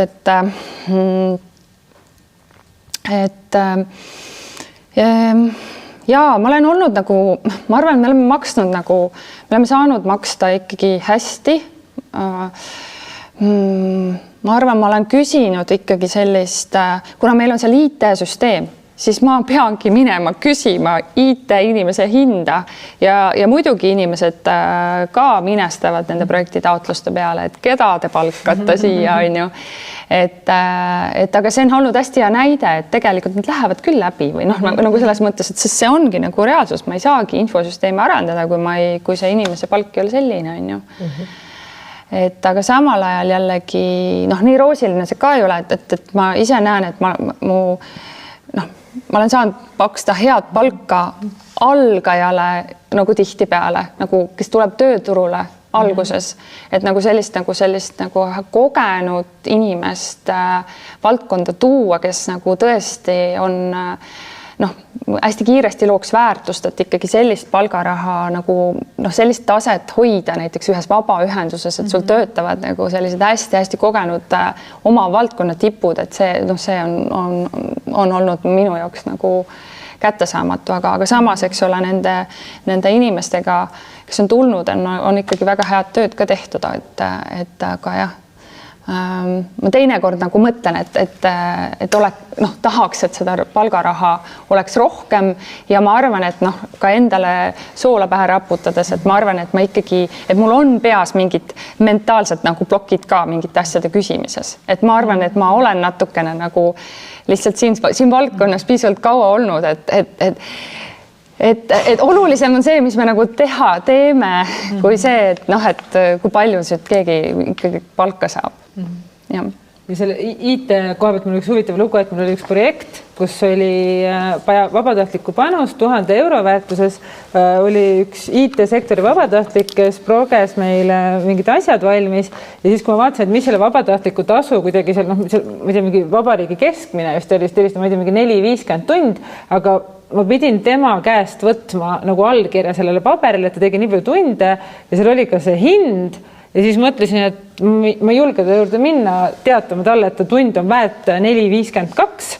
Ma just ütlesin, et panin sinna 50 ja siis ütlesin, et ma pean selle rahastajaga läbi rääkima, et see tundus ka tema solvamisena, et ta tuleb missiooniga ja siis ma nagu peegeldan talle tagasi, et see oli 4,52, et see oli nagu ilgelt šokeeriv minu jaoks, aga jällegi rahastaja teiselt poolt nagu aktsepteeris, et ma ei kasutanud seda, ma ei tea, mingi Statistikaameti keskmist, vaid see ikkagi läks nagu mis tööjõuturul, toid ka tollased ka madalama otsa tunni hinde ühel nagu programmeerijal, aga see läks ka nagu läbi ja seda nagu aktsepteeriti tegelikult. Et jah, et kui keegi saab 4,58 endale arendajad, see on väga hästi läinud. Väga hästi. Aga Helina? Oi, nii palju mõtteid on. Et selle käivitamisega üldse, vahet ei ole, mida sa käivitad, sa nagunii paned siin alguses vabatahtlikke tunde. Käivitad sa ettevõtted, vabaühendust, sotsiaalsete ettevõtted, katusorganisatsiooni, mida iganes sa käivitad, sa paned sinna oma aega ja energiat ja kõik ei saa tasustatud, see on nagu algusest peale teada, on ju. Aga ma tahaks ikkagi nagu hullult normaliseerida seda palgateemat, et kui me KÜSK-ist läksime arenguhüppe raha küsima, siis seal oli palju ridu, mida sai siis täita, ma ei mäleta kõiki, mis need olid, mille jaoks sai raha küsida, on ju, a la kontor ja kontoritarbed ja palk, on ju. Ja siis meil oli pikk diskussioon, et millisele reale me kirjutame oma numbrid. Ja siis me lõpuks kirjutasime 2 reale, kontor ja palk. Ja mõtlesime, et huvitav, mis teevad selle taotlusega. Midagi teinud läbi läks. Ehk siis me saimegi rahastuse palgale ja kontorile. Me said 2 nagu kriitilist asja selleks, et oma nagu tööd alustada. Kontor selgituseks tähendas ka koolitusruumi. Ja et me saime justkui nagu rahastuse eest koolitusruumi, kus me saime nagu koolitusi teha, et me ei pidanud siis nagu rentima ruume, mis tähendas, et meile rohkem raha kätte on ju. et minu meelest ei peaks seda kartma, et küsida palka ka projektirahastustest. Ma tean, et paljudes projektides on piirangud peal, on ju, palgarahadel, seal on mingid protsendid kogusummast või mingid nagu tunnitasu piirangud, aga kui see on vaba, et siis küsige palgaraha. Ja noh, see ikkagi nagu see, mis ma enne ütlesin, et selleks, et teha head organisatsiooni, sotsiaalset ettevõtet, MTÜ-d, sul peab olema nagu jätkusuutlik juhtimine, on ju. Ja jätkusuutlik juhtimine tuleb sul siis, kui sul on nagu hästi tasustatud, motiveeritud inimesed, on ju, kes ei ole läbi põlenud 2 aasta pärast. Ja läbipõlemine tuleb väga lihtsasti, kui sa teed missiooniga tööd vabatahtlikult 24 tundi ööpäevas, on ju. Et seal on nagu korrelatsioonid mingite asjade vahel, et ma ütleks, et tee tööd, aga tee tööd vabatahtlikult või siis ka nagu tasu eest, ka väikese tasu eest niimoodi, et sul endal on hea.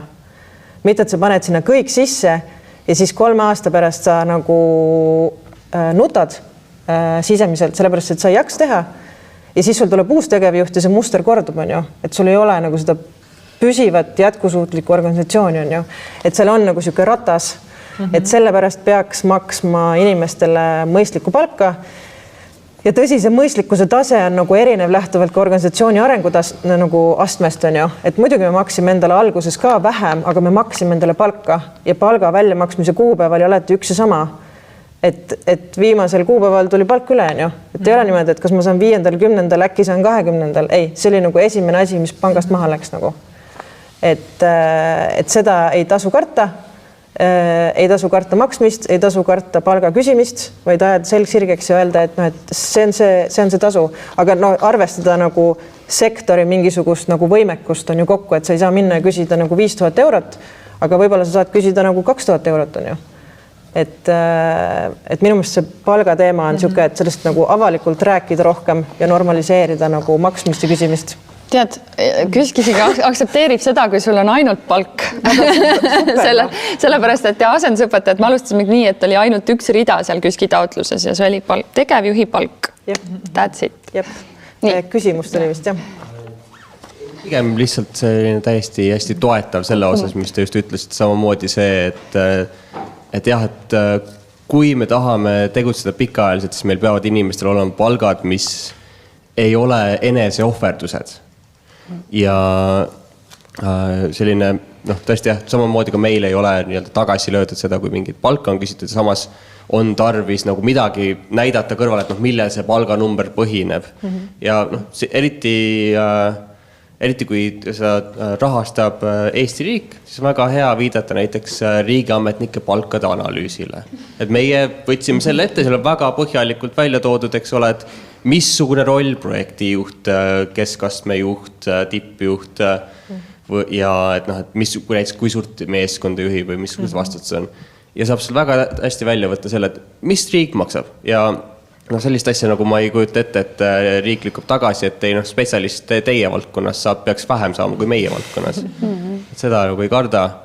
Ja üks asi, mis nagu Vatekiga küll siin nagu kui me nüüd kommunikatsioonijuhti näiteks palkasime, siis üritasin küll normaliseerimisega ette võtta see, et lisasime ka töökuulutusele sellise palgalae või palgaarvestuse. Ja noh, jällegi, et kuna minu põhimõte on olnud ikkagi, et vaatame seda, et mis turul maksab selline inimene, kui palju ta palka saab, siis noh, selle võtsime nagu selliseks eelduseks. Ja selle peale muidugi tuli täitsa küsimusi, et kuidas te saate, kuidas no, lihtsalt nagu esimene asi on see, et meie inimesed vajavad palka, sest see on see, kuidas meie tegevus käib. Ja kõik muu, et kas me saame mingil üritusele mingid sellised rahastused või mitte, et noh, kas me leiame siin rohkem mingi pro bono tuge või mitte, et see inimesed siis viivad selle ellu, aga peamine on see, et need inimesed oleks, et ilma selleta ei juhtu mitte midagi veel. Väga nõus. Tere, mina olen Monika, töötan selles kohas nagu Eesti Folkloori nõukogu ja me oleme ka selline, kui me seda kuskil defineerides, kes me oleme tegelikult, oleme Kultuuriministeeriumi partnerorganisatsioon ja rahvakultuuri valdkonnas ja meie eesmärk on siis seista folkloorielu hea käekäigu eest üle Eesti. Nii et me olemegi see kombo on ühest otsast kultuuriorganisatsioon, teisest otsast peaksime väga tugevalt olema huvikaitseorganisatsioon ja siis pakkuma veel midagi veel lisaks aktiivselt kultuuriellu, on ju. Et selles mõttes, et neid ülesandeid on hästi palju ja eks me kogu aeg siis võitleme ka, et mis me siis nagu tegelikult oleme ja mis see kõige olulisem on. Me teame, mis on kõige olulisem, aga päeva lõpuks on sul ikkagi loetud tundide arv ja mis siis saab, on ju. Ja teine asi, ma õpetan Tallinna Ülikoolis projektijuhtimist. Ja siis üks asi, mida ma kogu aeg oma üliõpilastele rõhutan ka, on see, et töötasudest rääkimine peab saama normaalsuseks. Et miks me kogu aeg, me ei julge neist asjadest rääkida ja mina nagu just põhimõtte pärast kõiki meie partnerorganisatsioone olen kutsunud ka mingisuguse kohvi hommikul, oleme arutanud erinevaid teemasid ja palju meil siis tegelikult valdkonnas töötasud on. Et mis me siis, kui me kõik teeme ühiselt seda taotlust, kõik, kes me need partnerorganisatsioonid oleme, et mis see number on, mis me sisse kirjutame. Kirjutame ühiselt sellise numbri ja nii ongi. Ja siis samas see paralleel on ju, et ma tõesti nõus, ma peaksin võtma, ma olen võtnud siis nii-öelda, et ma keeldun maksmast oma töötajatele tasu, mis on väiksem kui riiklik kultuuritöötaja miinimum, mis siis hetkel on 1400 bruto. Ma vaatan hirmuga seda järgmise aasta summat 1600 bruto, mis oleks ülimalt normaalne maksta, on ju. Ja tegelikult mul on tööl inimesed, kes on kõik valdkondlikud spetsialistid. Me oleme 3 ja ma iga aasta vaatan seda eelarvetlen. No jaa, palju õnne meile kõigile, on ju. Ja mul on endal nii tohutult piinlik kogu aeg mõelda, et mul on sellised spetsialistid ja ma ei saa neile maksta seda tasu, mida nad tegelikult väärt on.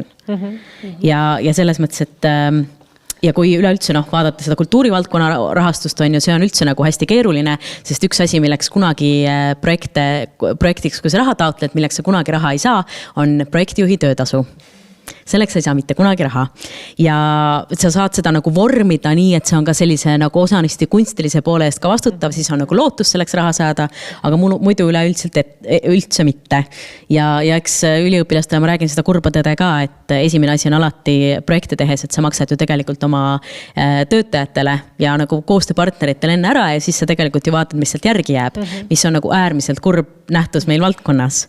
Ja siis tegelikult kogu aeg niimoodi seda eelarvet hästi pingeliselt jälgides ja kogu aeg jõudeski selleni, et ainus, mis sa saad oma nagu toetustest maksta, on töötasud ja hea, kui saad selle kõik ära maksta, on ju. Siis sa kogu aeg tunnedki, et me kirjutame haiglaselt palju projekte, et 3 inimest meil eelmise aasta lõpuga me saime 88 projektile rahastust.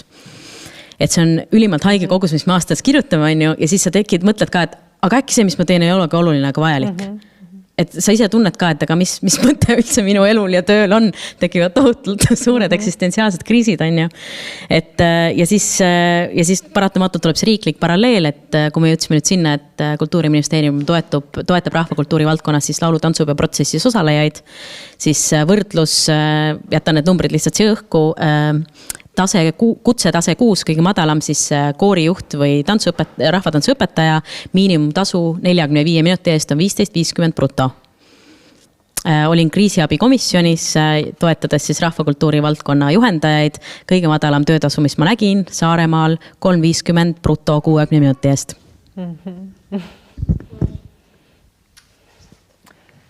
Jaa.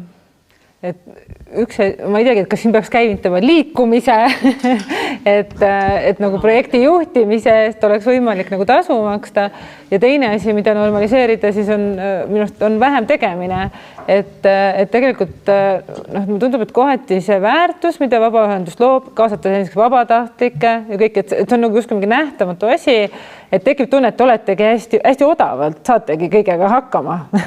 et see, mis nagu siis seal nagu taga on, et kuidagi üks projekt, mida ma siin suvel nõustasin, oli selline, et taotluse summa, mida sai taodelda, oli 100 000 eurot, aga organisatsioon ise kirjutas, et ta kaasab veel 200 000 ja teeb 300 000 eest asju.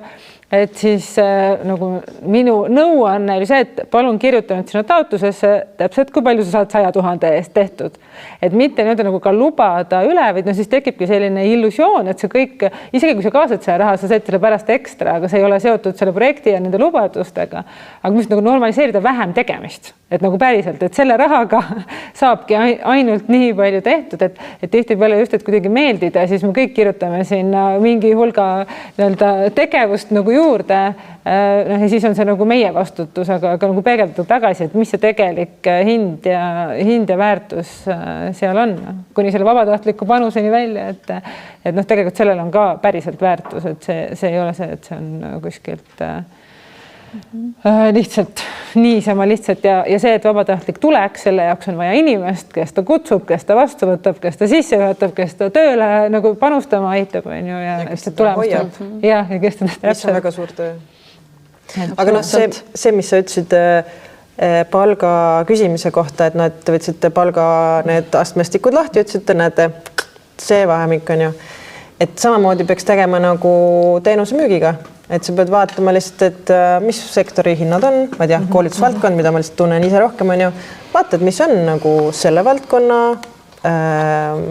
koolitusmüügitasud või noh, müügihinnad on ju, ja sa peab olema mingi nagu referentspunkt, et sa oskad seda hinda argumenteerida või seda töötasu argumenteerida, on ju. See on väga okei, või noh, peabki olema, aga et teenuse müügi puhul nagu ajadki selja sirgu ja argumenteerid ära nagu. Et ei ole niimoodi, et sa pead tegema siis nagu poole tasu eest poole rohkem tööd, on ju, või midagi sellist. Ja samas näited on erinevad, et asendusõpetajate puhul me lähtume tasu maksmisel õpetajate töötasust, õpetajate keskmisest töötasust ja see on oluline, et asendusõpetaja kooli jaoks on see argument väga oluline, et asendusõpetaja ei saaks rohkem raha kui see õpetaja, kes täna koolis töötab. Vastasel juhul me ei telli teid, seepärast meil tekivad konfliktid koolis, eks. Nüüd ja see on sama nagu sellega, et meie peame oma teenustasu veel sinna selle sisse nagu ära mahutama veel see, mis nii-öelda kool on nõus maksma nii-öelda selle õpetaja keskmine töötasu, see on tunni hind, on ju, sinna me paneme veel selle töötasu ja nüüd see asendaja saab siis selle, mis sealt nüüd üle jääb, eks. Aga kui ma võtaks ärisektorise kõrvale, kui sa mõtled selliseid nagu mingite tippspetsialistide näiteks, vahendamist kuskile tööle ajutiselt, need tasud on lihtsalt nagu nii erinevad, et nagu jällegi me ei saa seal nagu väga hästi benchmarkida täna veel, on ju. Samas me oleme nagu vaikselt loonud, see on ka nagu mõnes mõttes ka natuke võib-olla mingi protsess või selline nagu kultuuri loomine, et näiteks me ühe teenusena asendusõpetajatest pakume koolidele ka võimalust see asendusõpetaja välja osta tegevõpetajaks, kui asendusõpetaja on nõus. Ja see tähendab seda, et kool maksab siis nii-öelda värbamistasu, mis on nagu selles mõttes ka selline tavaline praktika sellise ajutise tööjõu värbamise agentuurides, et et kui sa tahad on ju kellegi välja osta, et siis see maksab, eks. Ja see tasu on koolidele 400 €. Ja see on nagu täiesti uus maailm, et ja ma arvan, et seal me oleme natukene nagu saanud seal me tegelikult arvutasime selle 400 € niimoodi välja, et kui palju maksab õpetajate lehes kuulutamine ja kui palju sa pead kuulutama selleks, et keskmiselt nagu õpetajad lõpuks leida, on ju, see oli meie benchmark tegelikult. Et kui palju kuulutusi sa pead kinni maksma, on ju. Aga et ma arvan, et üldse seda tasu küsida, olukorras, kus sellist nagu praktikat üldse ei olnud, et hakata üldse seda looma, kuni lõpuks selleni välja, et mis maksab ühe tegevõpetaja värbamine selliselt turult, kus on hästi suur ongi õpetajate puudus, on ju, ja et sa leiad selle hea inimese selle kooli jaoks, et ma arvan, me liigume veel selle nagu võib-olla sellise, ma ei tea, õiglase tasu poole. Aga hea näide sellest, et kui sa hakkad turgu looma, see asendusõpetajate nii-öelda äri oli nagu uus turg, on ju, sellist turgu ei eksisteerinud, siis teenust polnud olemas, on ju, argumenteerimiskoolitusi ei olnud olemas, on ju.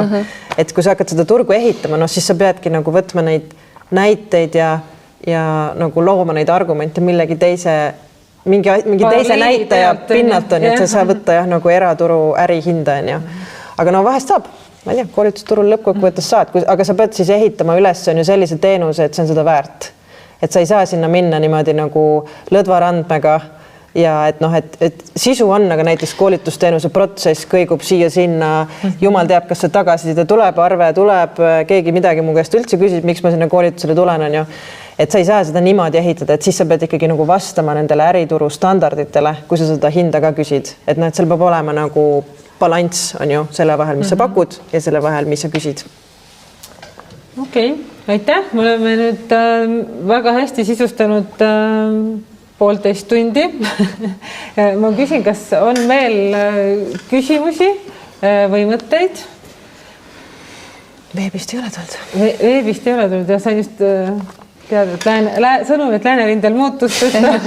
Tahtsin veel ühe palgakomponendina tegelikult tuua sellega välja, et lihtsalt, ma arvan, see on lihtsalt selle meie sektori selline, tundub ikkagi eripära, et üks osa palgast on ka mingi tunnustus või sotsiaalne mobiilsus, et sa saad nagu suhelda nagu sellisel, sageli erinevate selliste sotsiaalsete probleemidega on seotud nagu hästi ägedad inimesed, et ma ei tea, Ott korraldab siin praegu vaimse tervise kuud on ju ja president on näiteks üks selline kõneisik eestvedaja ja nii edasi, et tegelikult sa saad nagu suhelda nagu tohutult ägedate inimestega. Ja ma arvan, see on üks asi, mis siia valdkonda ka toob inimesi ja see tunnustus ka, et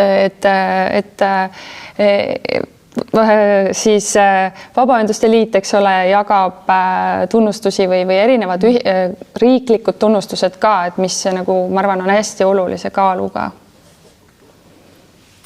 See on nagu boonus. See on boonus ja see on see 13. palk. Sul oli küsimus? Jaa, mul oli küsimus eraannetuste nagu suurannetuste kaasamise koha pealt, et jah, mõnel vabaühendusel MTÜ-l jääb selline variant ainult kätte, et minnagi võib-olla mõne ettevõtte juurde, eks ju. Aga mida siis soovitada algajale, eks ju, et kuidas minna ukse juurde ja kuputada, hei, ärimees, vajame toetust. Ma arvan, et siin ettevõtetest rahastuse kaasamine ongi, ma arvan, 2 erinevat ust, millele koputada. Et kas sa, kui see näiteks on Eesti omanikega ettevõtted, et kas sa koputad selle ettevõtte uksele, siis sa ilmselt satud turundusosakonda ja turundusosakonnal on oma eesmärgid. Nad tahavad nähtavust, nad tahavad ennast siduda mingite teemadega, nad tahavad kodulehel välja öelda, et meie seisame näiteks laste vaimse tervise eest või ma ei tea, digioskuste eest või millegi eest, et see peab olema selline hästi nagu nähtav ja lihtsasti kommunikeeritav. Ja kui sa koputad, sa ütlesid ettevõtte omaniku uksele, ärimehe uksele koputad, siis ärimehel on ilmselt oma selline väärtussüsteem ja teemad, millesse ta usub, et kas ta on rohkem nagu spordiinimene, ma ei tea, rohkem hariduse usku, teda näiteks ongi keskkonnateemad nagu põletavalt nagu huvitavad, et sa pead siis leidma sellise võib-olla nagu inimesega sellise väärtustepõhise nagu klapi, et uurima natuke, et mis näiteks veebist, et mis ta huvid on, millega ta nagu, kuidas ta on mingil teemal rääkinud, mida välja öelnud, mis teemal jah, nagu meedias olnud, et võib-olla sealt saab alati natukene aimu ka sellest väärtustest ja vaadata ka seda, et mida ta, kas ta on mingite toetuste andmisega silma jäänud kuhugile sektorisse, et kas see kuidagi toetaks teda. Aga seal ma arvan, esimene samm ongi puhtalt jällegi julgus, et tegelikult hästi lühidalt oma mõtte kirja panna. Ma jällegi headus olen näinud ka oma meie algatusi nõustades selliseid kirju, mis on, ma arvan, 2-3 A4, mis hästi põhjalikult võtavad kõik lahti, mida see organisatsioon teeb. Ma arvan, et nende kirjade, ma ei tea, mis on avamise protsent, aga ma tean üsna täpselt lõpuni lugemise protsenti. Et tegelikult, ma ei tea, minu nipp on alati see, kui ma kellelegi, kes veel, keda ma veel ei tunne, kui ma kirjutan, siis see on maks, see on 3-5 lauset tavapäraselt, et tavaliselt ma küsingi, et kas see teema, et mida ma teen, kas põhimõtteliselt pakub huvi, et kas ta oleks valmis 40 minutit rääkima sellel teemal. Iga sponsorluspakkumise ainus eesmärk on kokku saada. Jah. Ja selliseid ja just, et sa saad võib-olla näide, et mida saab niimoodi kirjalikult ka müüa, et hästi selline populaarne ettevõtete jõulu ajal nad teevad heategevusega jõulukaarte, et näiteks ma tean, et Kiusamisvaba kooli jõulukaarte on võimalik ka mailing listiga müüa. Jõulukaart on lihtne asi, et must vaja, turundusosakond hakkab septembris juba küüsi närima, et mis pildi me sellel aastal saadame, kust see tuleb ja keegi pakub sulle valmis lahenduse, see on hästi lihtne see vastu võtta. Aga kui see peab olema mingisugune pikaajaline toetus näiteks samale organisatsioonile, siis see eeldab juba ka pikemaid vestlusi tegelikult, et siis selliste kirjade peale ei tule. Ja jälle võib-olla siin jälle, kui sa oled selline kaastunde organisatsioon nagu Vähiravifond näiteks, et siis on kirjutatud artikli ja selle peale nii-öelda tuleb mingi loo perekonnast. Aga jah, ärimeestega soovitan lühidalt tutvustada ja kui on personaliosakonna juurde minek, siis kodulehelt vaadata, et mida nad toetanud on ja kas neil on toetusvorm? Tegelikult päris paljudel on juba ka tekkinud mingisugused vormid. Ma pole näinud. On. Aga võib-olla ma hiiliks vormist võimalusel mööda. Ja ma olen selles on jälle hea sisse. See on hea sisse minek ja sa saad juba mingi tagasiside, aga ikka tihtipeale lõppkokkuvõttes ikka otsustab juhatuse tasemel või tegevjuhi tasemel. Aga turundus huvitab kindlasti nagu nähtavuse teemad ja omaniku väärtused või mingi valdkond. Aga et kui sa nagu tahad saada seda kohtumist on ja 40 minutit, et siis selle jaoks tasuks nagu valmistuda. Et kui ta ütleb, et davai, teeme homme kõne, siis sa pead olema valmis seda kõnet tegema ja seal peavad olema olemas argumendid, millega nagu minna. Ja sõltuvalt sellest, kellega sa räägid. Kui sa räägid turundusosakonnaga, sul on natuke ühed argumendid, kui sa räägid omanikuga, sul on natuke teised argumendid. Et selleks sa pead olema valmis enne, kui sa selle kirja saadad. Et muidu sul on nagu, ma homme ei saa, et nädala aja pärast äkki, siis sa kaotad juba selle kontakti ära. Arvestada sellega, et ta ütleb, et saad kirja, eesmust tagasi ütleb, mul on 5 minutit aega räägi. Jah.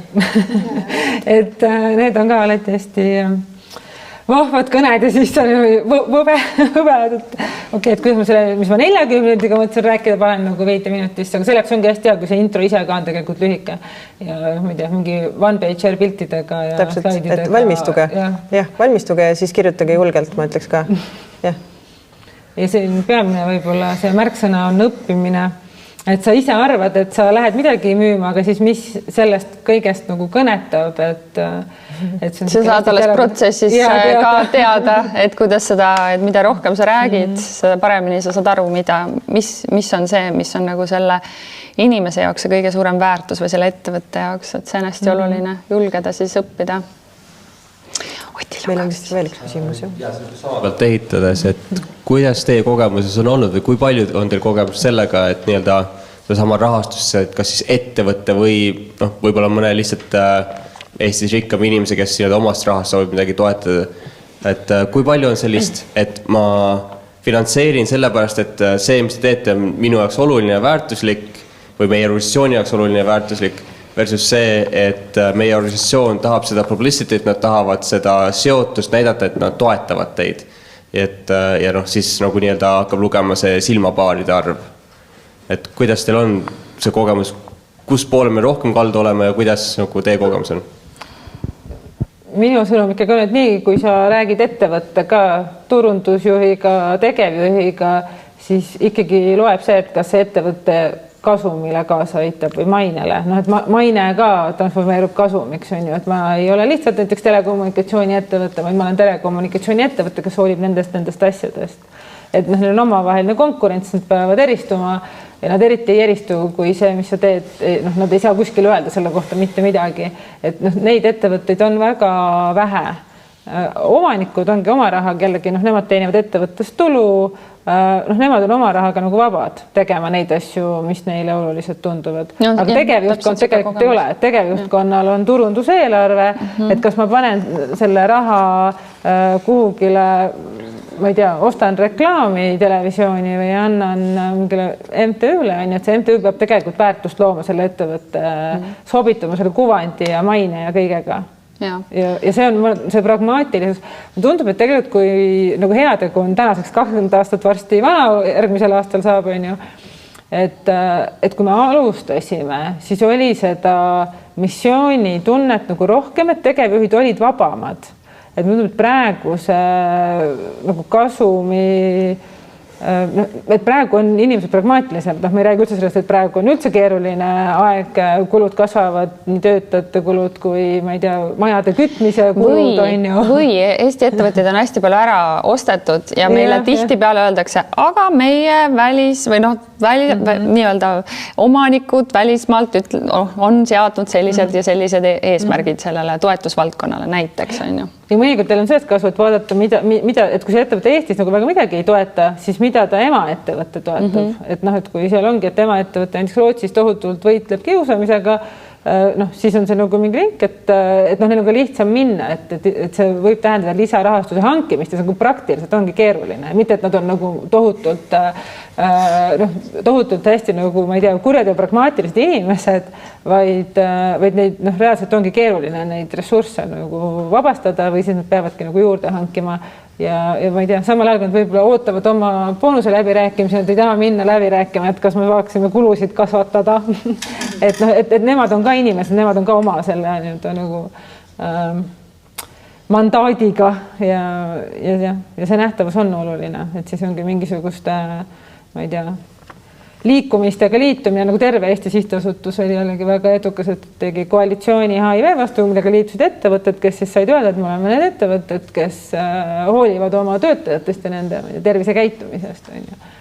Et selline nähtavus oli tol hetkel nagu oluline.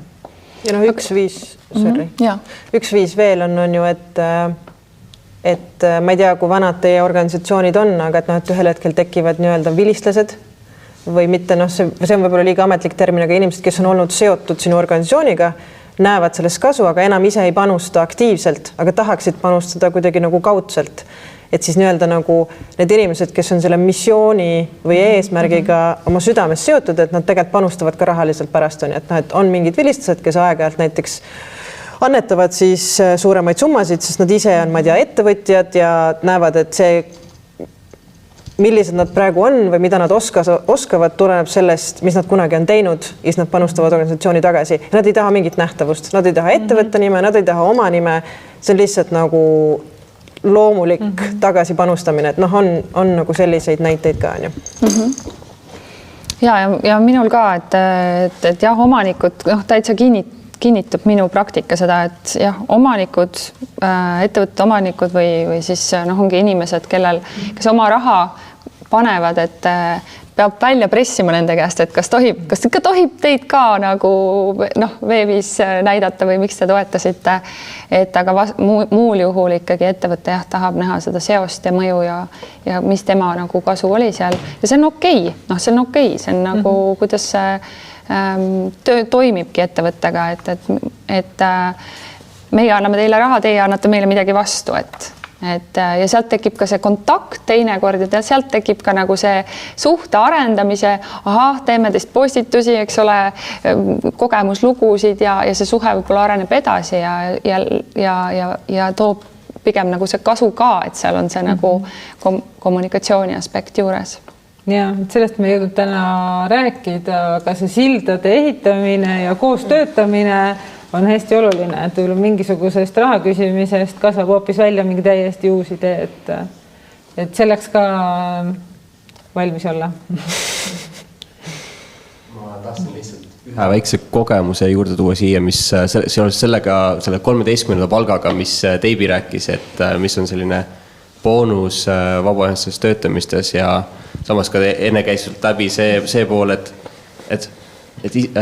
see isegi kui nagu arvestada neid turuhindasid näiteks palkades, et siis ma ei tea, tipptaseme, tippkogemustega spetsialisti näiteks IT-st tihti ikkagi vabaühendusse tuua ei jaksa.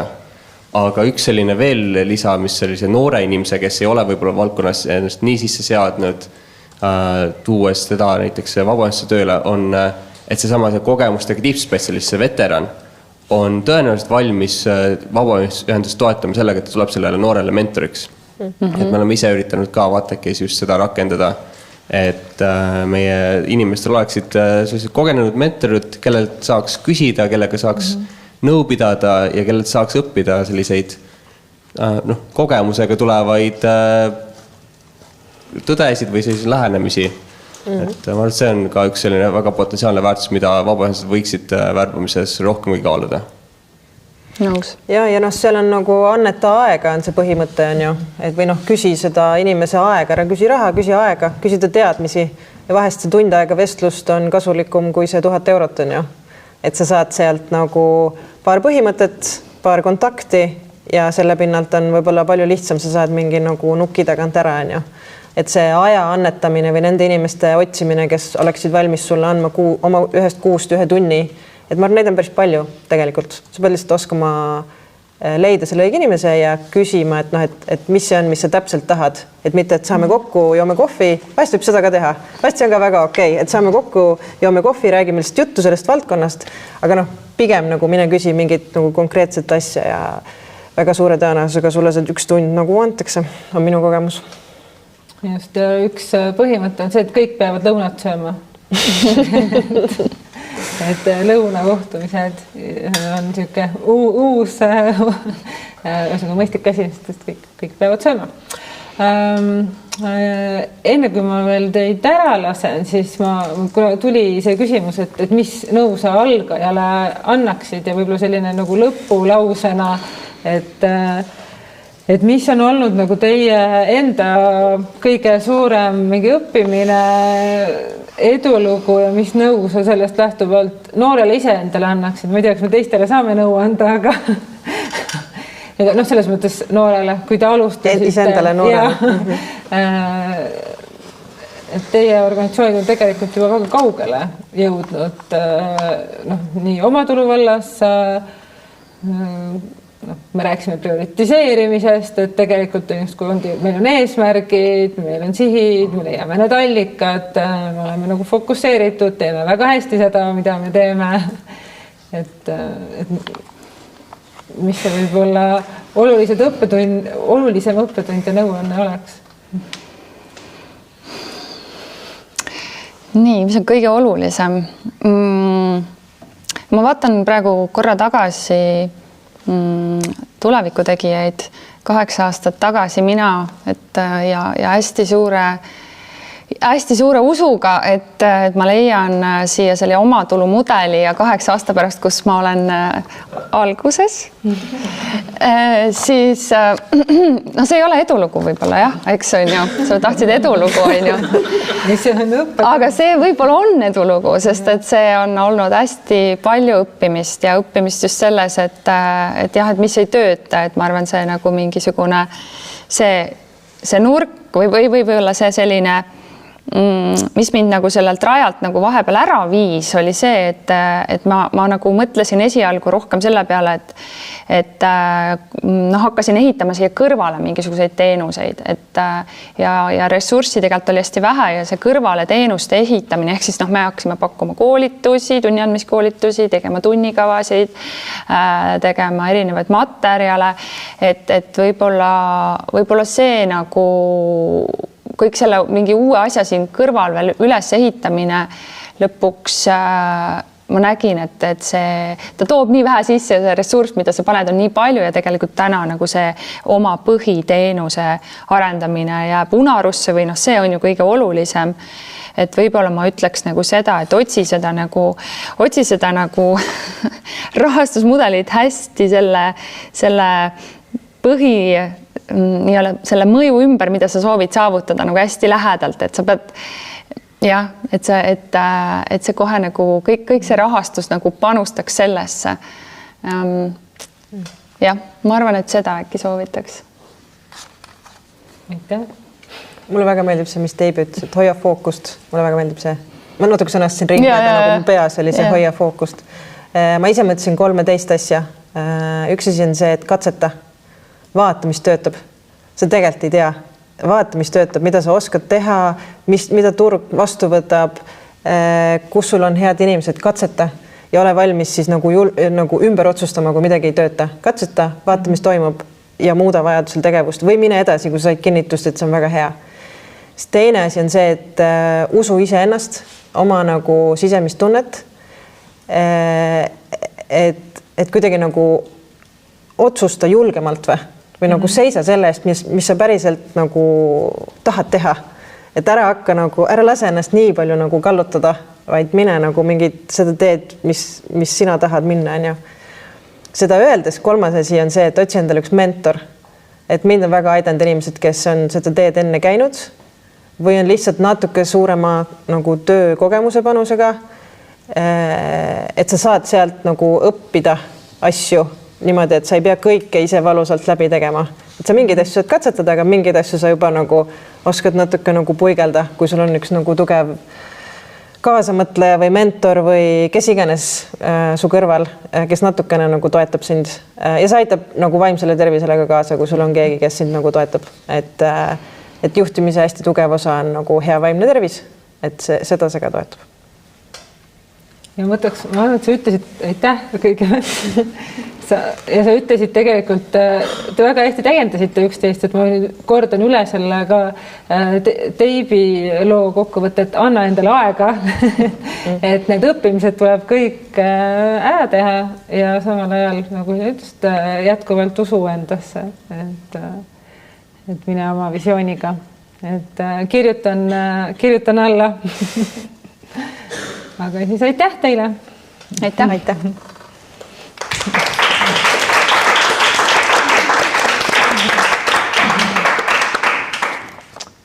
Nii tore.